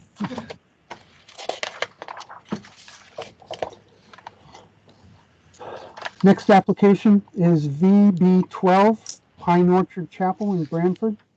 The Historic Preservation Council votes to recommend the award of a Historic Restoration Fund grant funded by the Community Investment Act of the State of Connecticut to the below listed applicant in the amount shown. All grant guidelines and state requirements shall be met by the below listed applicant upon receipt of a grant as administered by the Department of Economic and Community Development. Staff recommends the application for funding. Applicant, Pine Orchard Chapel in Branford, Connecticut. Project, completely rewire the building and move the electrical panel. Restore 6 24/24 windows in the gable ends of the building. Undertake millwork, repair and restoration of the wood interior of the chapel. Scrape the exterior and abate all lead paint, and repair and properly prep the exterior of the building. Paint the exterior of the building. Grant amount of $100,000. May I have a motion to bring this to the table for discussion? Marguerite, so moved. And a second? Margaret, second. All right, Aaron? Thank you. So this is for phase 2 of 3 of repairs to this community gathering place, the Pine Orchard Chapel. So it will include everything that's listed here. They did just close out phase 1. They received a Historic Restoration Fund grant last June, and they did a fantastic job. Jonathan and I went out to see the work completed. They did everything they were supposed to. And so we recommend this for funding. The council did request that they put together a clear fluid plan from phase 1 to phase 3. So they were able to put that together. And so I think it tells a nice story of where they started and where they plan to end up. Great, thank you. Kathy, would you like to lead us off? Yeah, completely agreed with Aaron. It was a very good application, and thank you for the added material you put into the Dropbox. It was extremely helpful. We only had Marguerite, I believe it was you. I had some questions, just some added detail on actually how the paint is going to be removed from the windows. It was there, but if we could get a little more depth into actually what's going to happen, I'll let Marguerite speak on that. But that was our, it seems like we got all the paint jobs in our application. But if Marguerite wants to jump in, and she could be very specific. Yeah, thanks, Kathy. That really was the question. Just wondering, what is the method that is proposed? Is it thermal? Is it a chemical stripping, or just a mechanical means to remove the paint from the windows? I was pleased that the application did mention meeting the Secretary of the Interior standards and address the lead paint issue, which no doubt is present. So just wonder if there's anybody who could answer that question about method of paint removal. Sure. So I believe that they've done some window repair using the Cooper Group out of North Stonington before, and typically they will only do hand scraping and very sensitive methods. So I imagine they're going to follow that same scope of work. I can ask for more clarification and make sure that they include that in their bid documents as well. Hi, this is Jim Elmastri. I'm the chair of the building committee for the Chapel project. Yes, we are using the Cooper Group. They're sort of experts in the field, and they do hand scrape specifically unless there are any components that need to be replaced. They'll hand scrape primarily and then restore the windows. They take the sashes out to their shop and do their work there, and then bring the sashes back primed and ready for installation at that point. Thank you for that clarification. It's Margaret. I just have a question. I noticed that you're going to be using copper flashing to replace the tin flashing. Is that the case? There was actually a mix of copper, original copper and replacement tin at some point in the future. So as we're getting into the really preparing the exterior for painting, this is an opportunity as the windows are going in to replace that tin with new copper to match the original. Okay, I see. All right. I feel comfortable they're going to follow the Secretary of the Interior standards, and that's stated in the application. Any other questions from any council members? All right, we have a motion on the table to approve this grant. I'll take a roll call vote. Beth Ackley? Aye. Beth Burgess? Aye. Marguerite Carnell? Aye. I will abstain. Margaret Faber? Aye. Leah Glazer? Aye. Kathy Mahar? Aye. Christine Nelson? Aye. Sarah Nelson? Aye. Sarah Sportman? Aye. Walter Woodward? Aye. Ellen Zoppo? Aye. Very good. Motion carries. Thank you. Thank you. Thank you.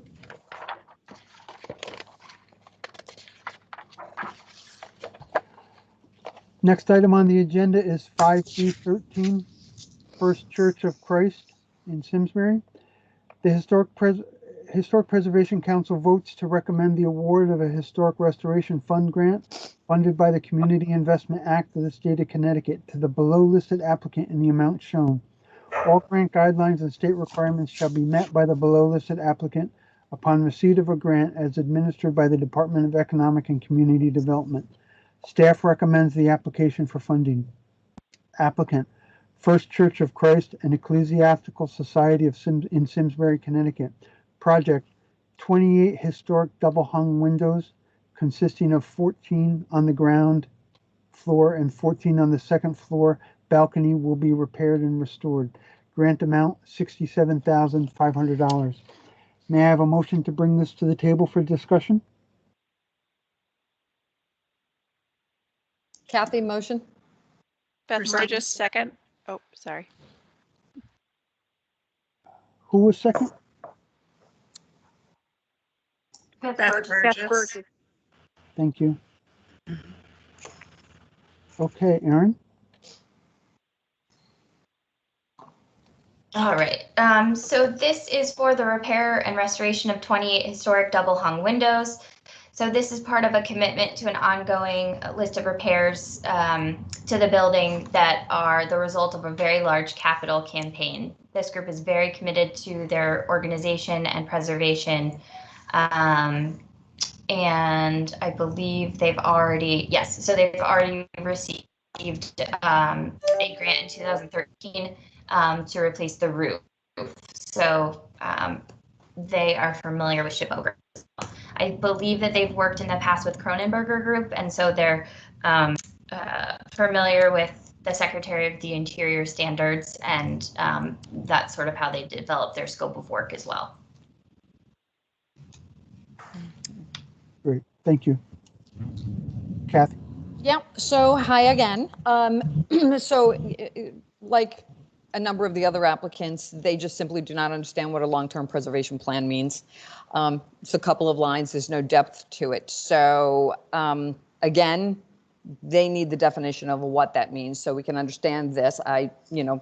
Realizing they've had grants in the past, grant 2013 was a while ago, there should be some kind of plan that shows this is part of the next phase of strengthening the site. So again, there's no preservation plan included in this.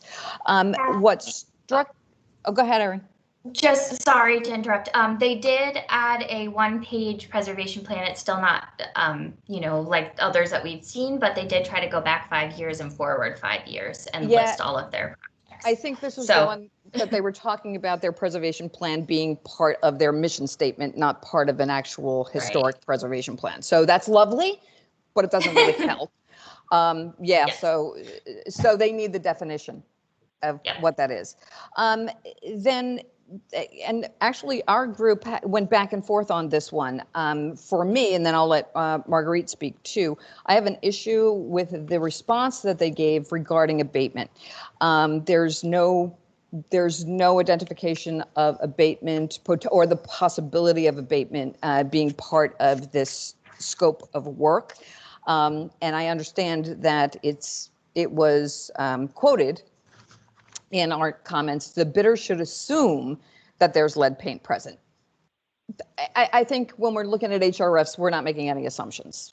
There should be some kind of testing that proves it and then justify that in a budget justification breakout. So that's strongly missing. I know Marguerite is confident, so I'll let Marguerite counter my concern about the abatement issue. And then we also have a few other items regarding, again, removing the paint, Secretary standards, what products are going to be used. But Marguerite, why don't you go ahead? We could go back and forth with the abatement issue and the budget. Okay, thank you.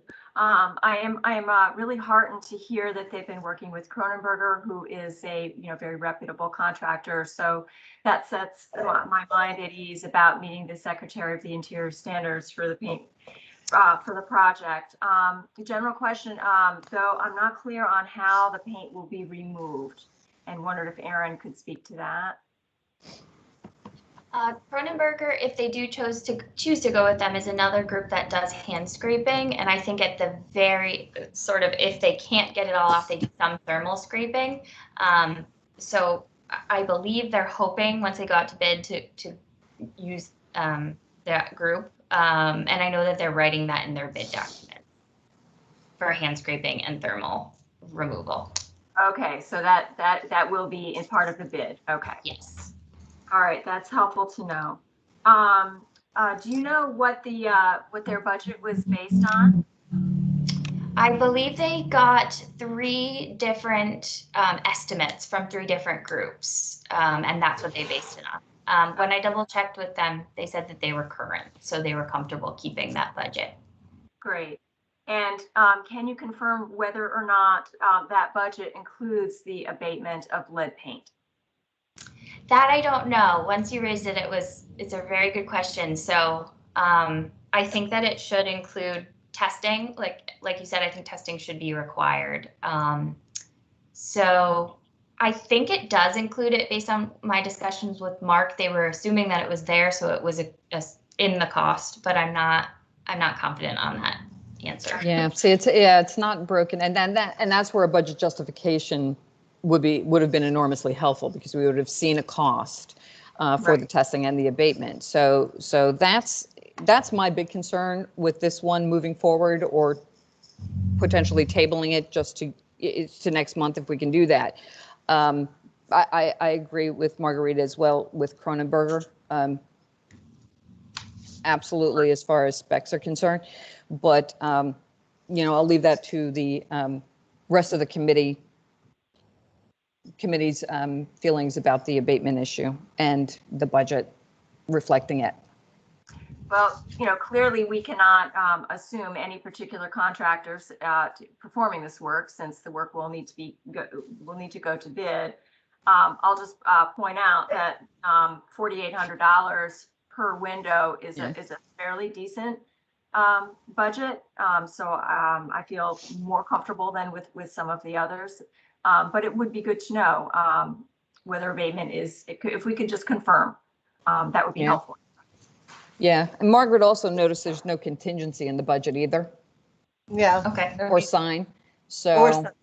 so, unless they're getting one donated, but then it should be in the in-kind area. Okay. So incomplete budget, if they could just fill that out. Okay, great. And I share all of Kathy's concerns, but also the fact that, there's quite a lot of money, budgeted per window. So I'd feel comfortable moving it forward after we get some more information. Absolutely. So I think it's fair to table it until the August meeting, and I think they can get all that information to us by then. Yeah, it'd be great if we could table it to August so they don't have to wait to November. That was our concern as well. Great. Okay. Yep. Kathy, the only thing, this is Sarah, the only thing I would add is all paint manufactured before 1978 had lead in it. Yeah, so it should be referenced in the budget. Right. So it sounds like we would like to have a motion to table this for the August 4th meeting with the additional materials requested. So may I have a motion for that? So moved, Christine. Second, Ellen Zappa.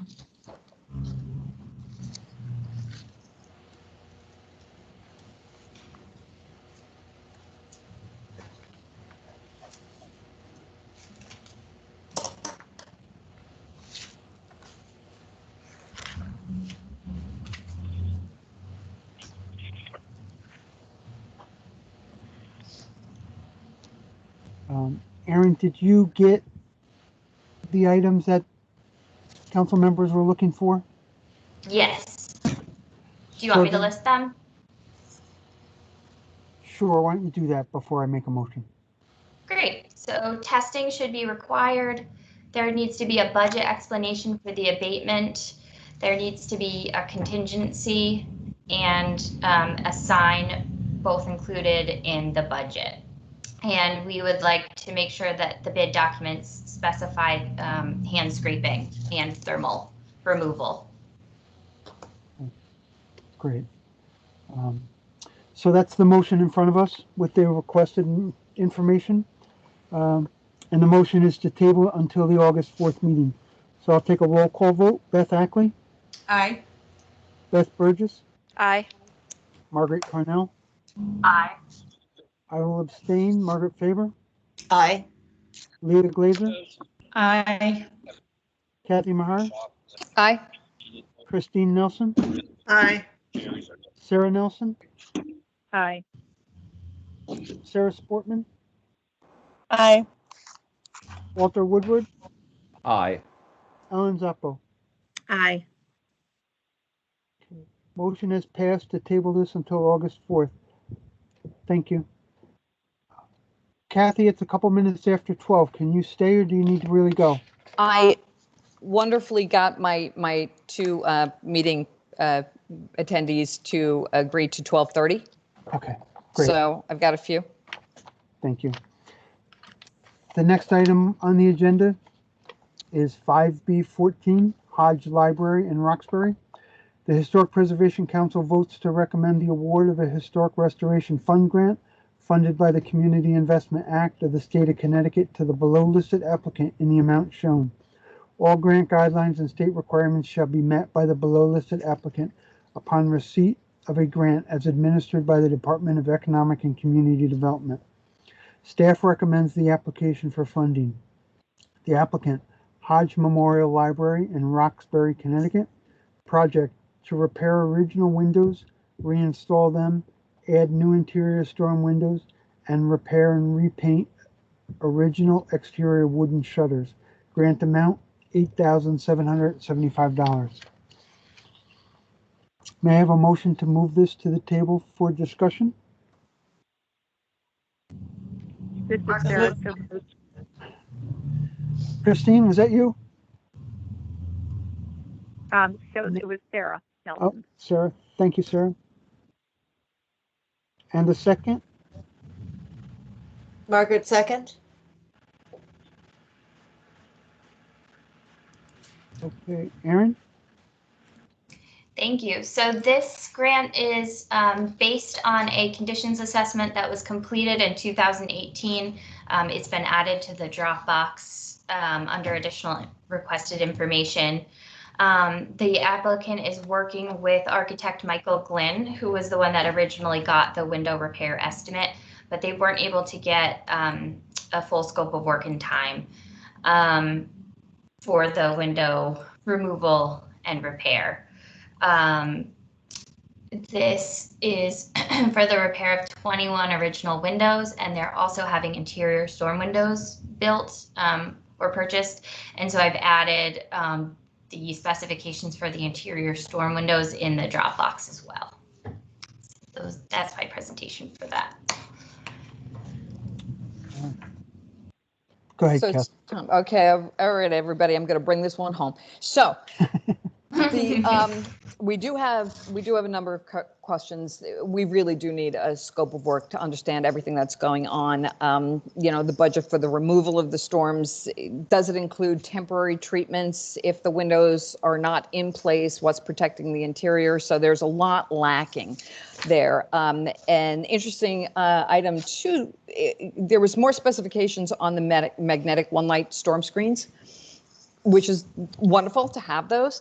But memory serves me that SHPO actually had a concern about the installation of those a number of years ago on a project, and just wondering if SHPO's opinion has altered on installing something like that in a site where they're going to be visible. So that just sort of red flagged. It was good to see the specs, good that they're looking into bringing some kind of thermal protection, but there was the use of those of that application actually stalled the project for a few months.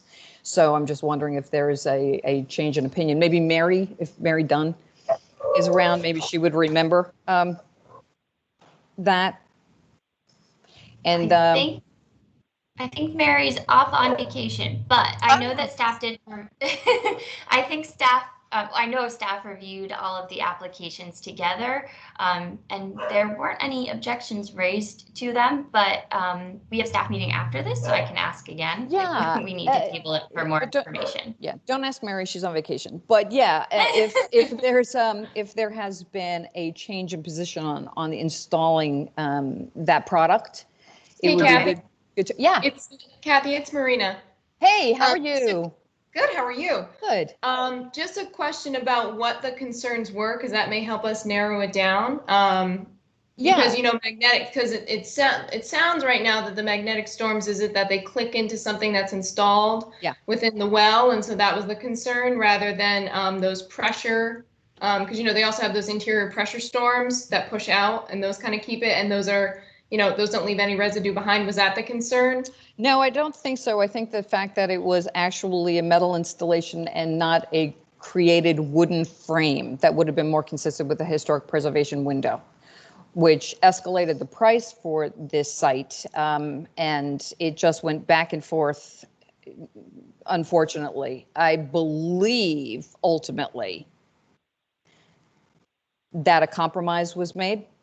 Yeah. But it was just the product as being a metal mechanism fitting into a historic window was not seen as aesthetically appropriate or material appropriate.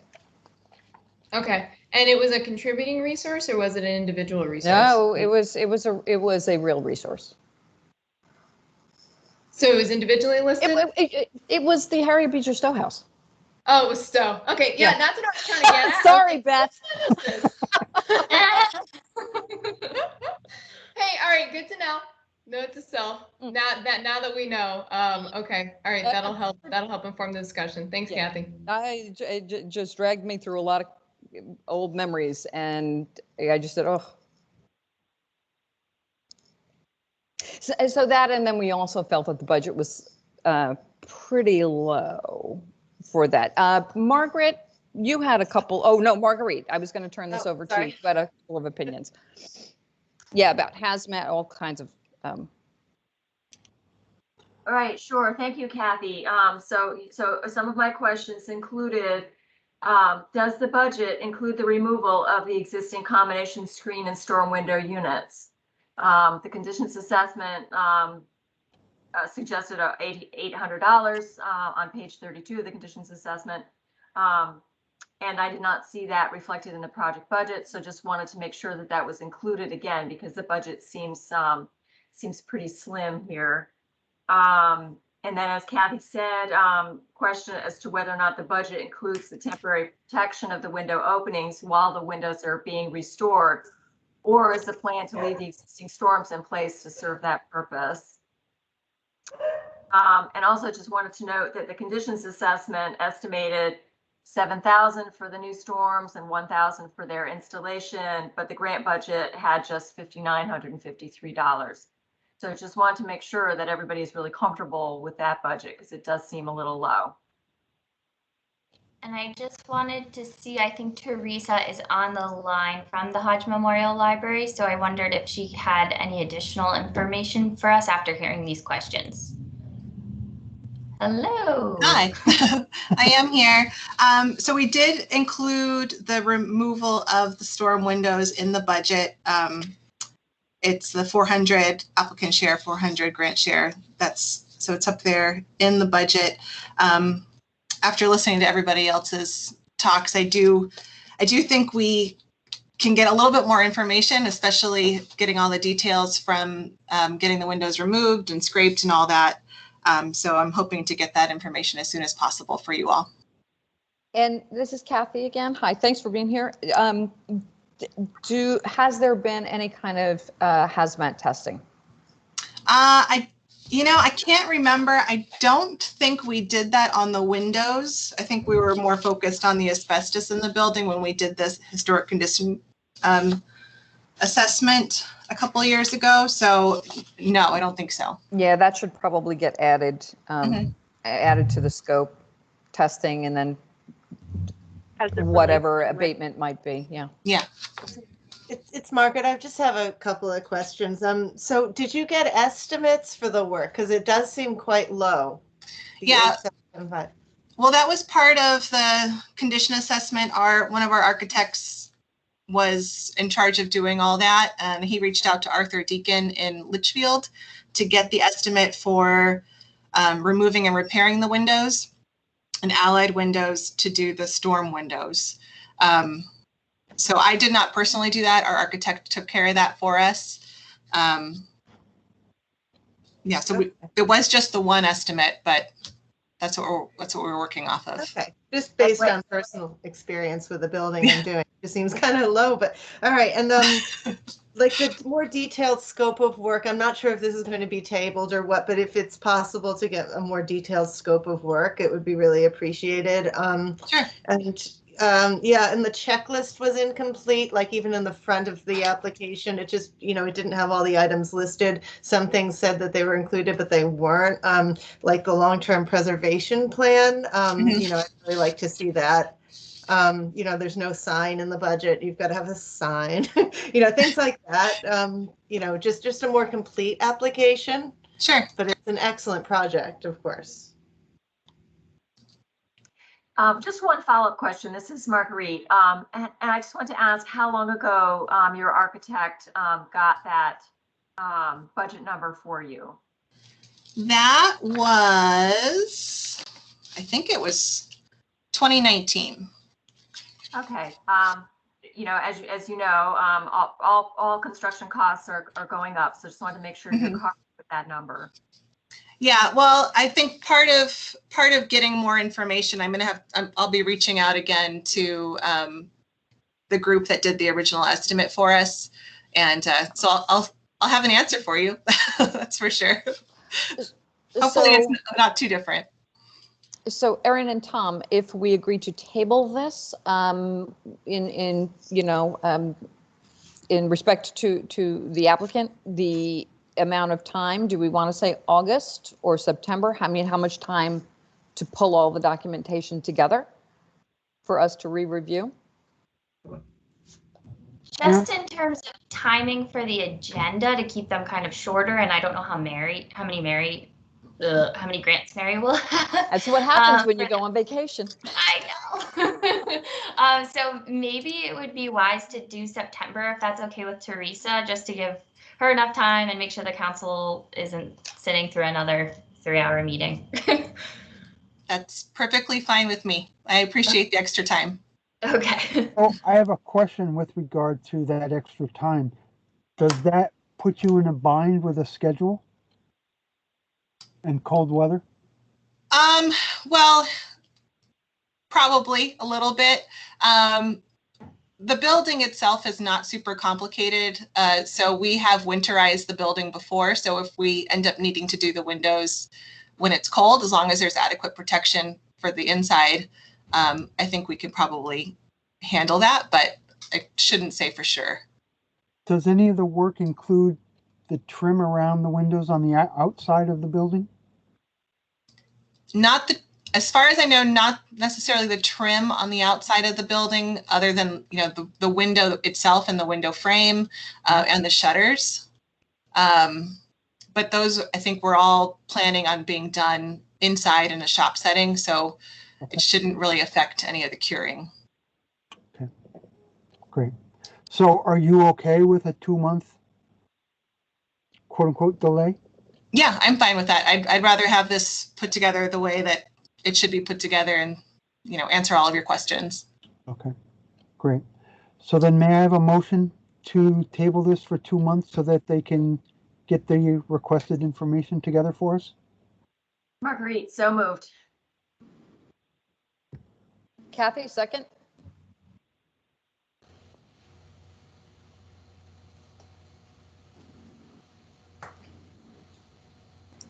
Can we include the date in the motion? Yes.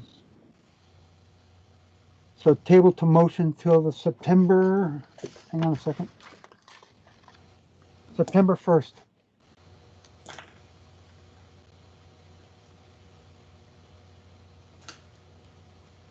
Yes.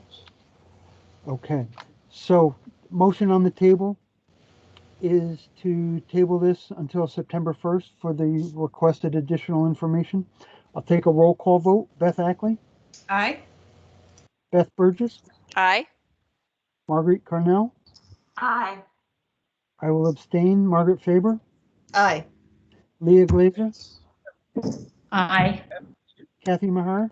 Aye. Christine Nelson? Aye. Sarah Nelson? Aye. Sarah Sportman? Aye. Walter Woodward? Aye. Ellen Zuppo?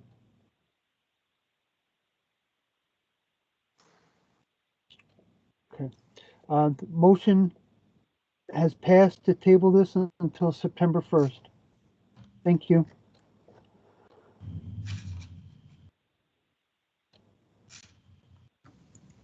Tom, this is Jonathan. Ellen texted me and said she had to step out of the meeting. That's fine. Thank you. Mm-hmm.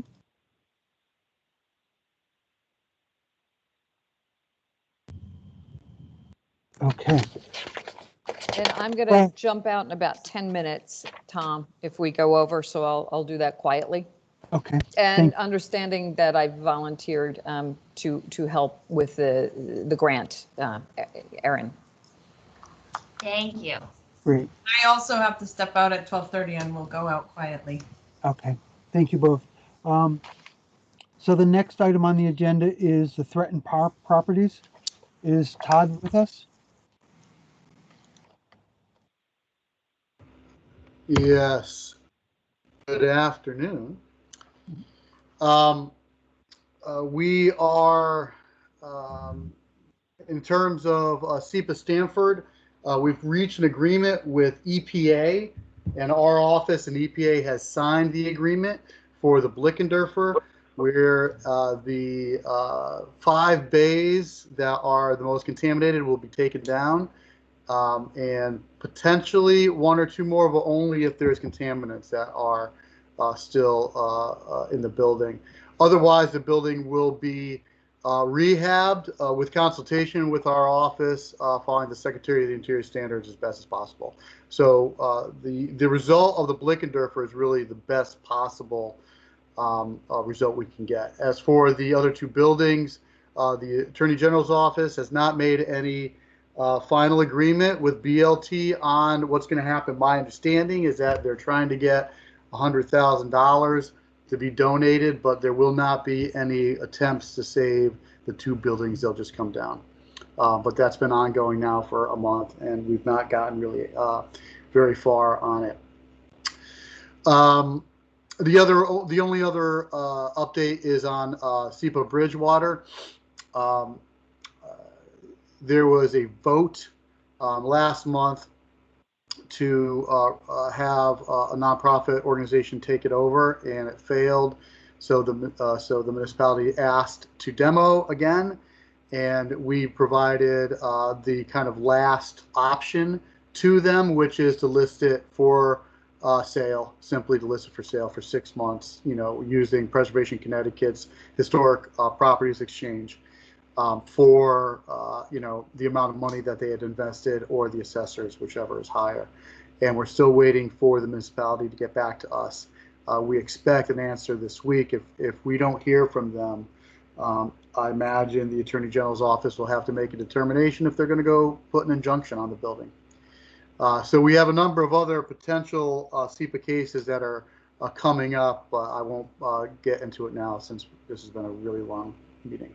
Okay. Any Great. questions? Thanks. Yeah. Great, Todd. Thank you. Next on the agenda is the report on State Historic Preservation Office. Jonathan? Thank you, Tom. Again, in the interest of brevity, I will keep this very short, but I just wanted to let everyone know that SHPO staff, as part of the agreement between the organization of the union, CBAC, and the state, will be returning to the office, sort of transitioning back into the office between July and September. It looks like most staff will be in approximately 50% of the time, but we will continue to telework the remainder of the time. There'll be some folks that'll be in more, some folks that'll be in less, but it'll be an average of 50%. And as I said, that agreement goes to September 1st. As the summer goes on and they're negotiating a permanent solution, we'll know more, and I'll keep you posted. But SHPO staff will be in and around the office for the remainder of the summer on a partial basis.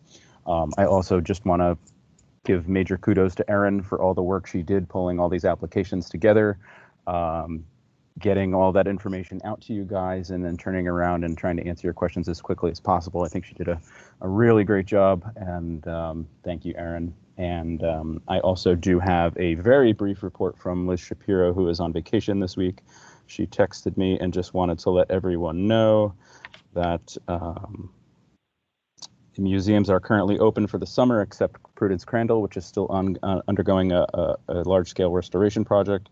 And all the museums will be participating in the state's Summer at the Museum program, which is offering free tuition for children. And that's all I have. Thank you. Great. Thank you, Jonathan.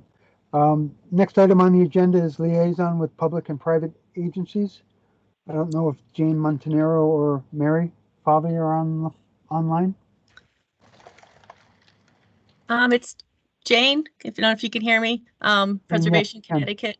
I don't have anything to report, but thank you all for that discussion on the grants and all of the hard work that you put in reviewing those. That was a really well-informed discussion and very valuable. Thank you. Thank you, Jane.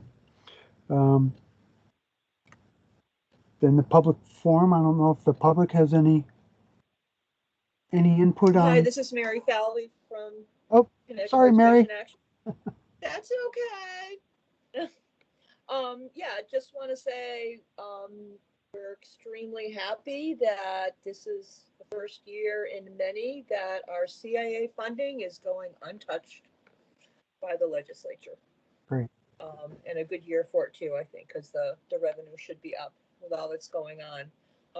And a couple pieces of legislation went through. In particular, there will be 2 working groups working on various matters of being able to improve the development process in Connecticut in regards to historic properties and distressed properties in distressed communities. And I know that in regards to one of them, Jonathan and Liz will be working on forwarding over to the legislators their suggestions for who should be in that working group.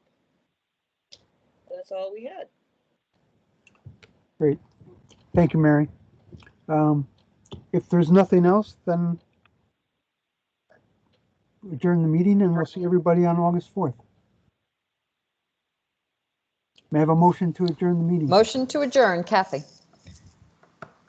Second? Second, Sarah. Very good. Thank you, everybody. Appreciate all the hard work this month. Have a great Thank month. you to everybody on the council for Thanks, all of your Tom. work reviewing Thank all these you. as well. Bye-bye. Have a good day. Bye. Thank you. Bye, everybody.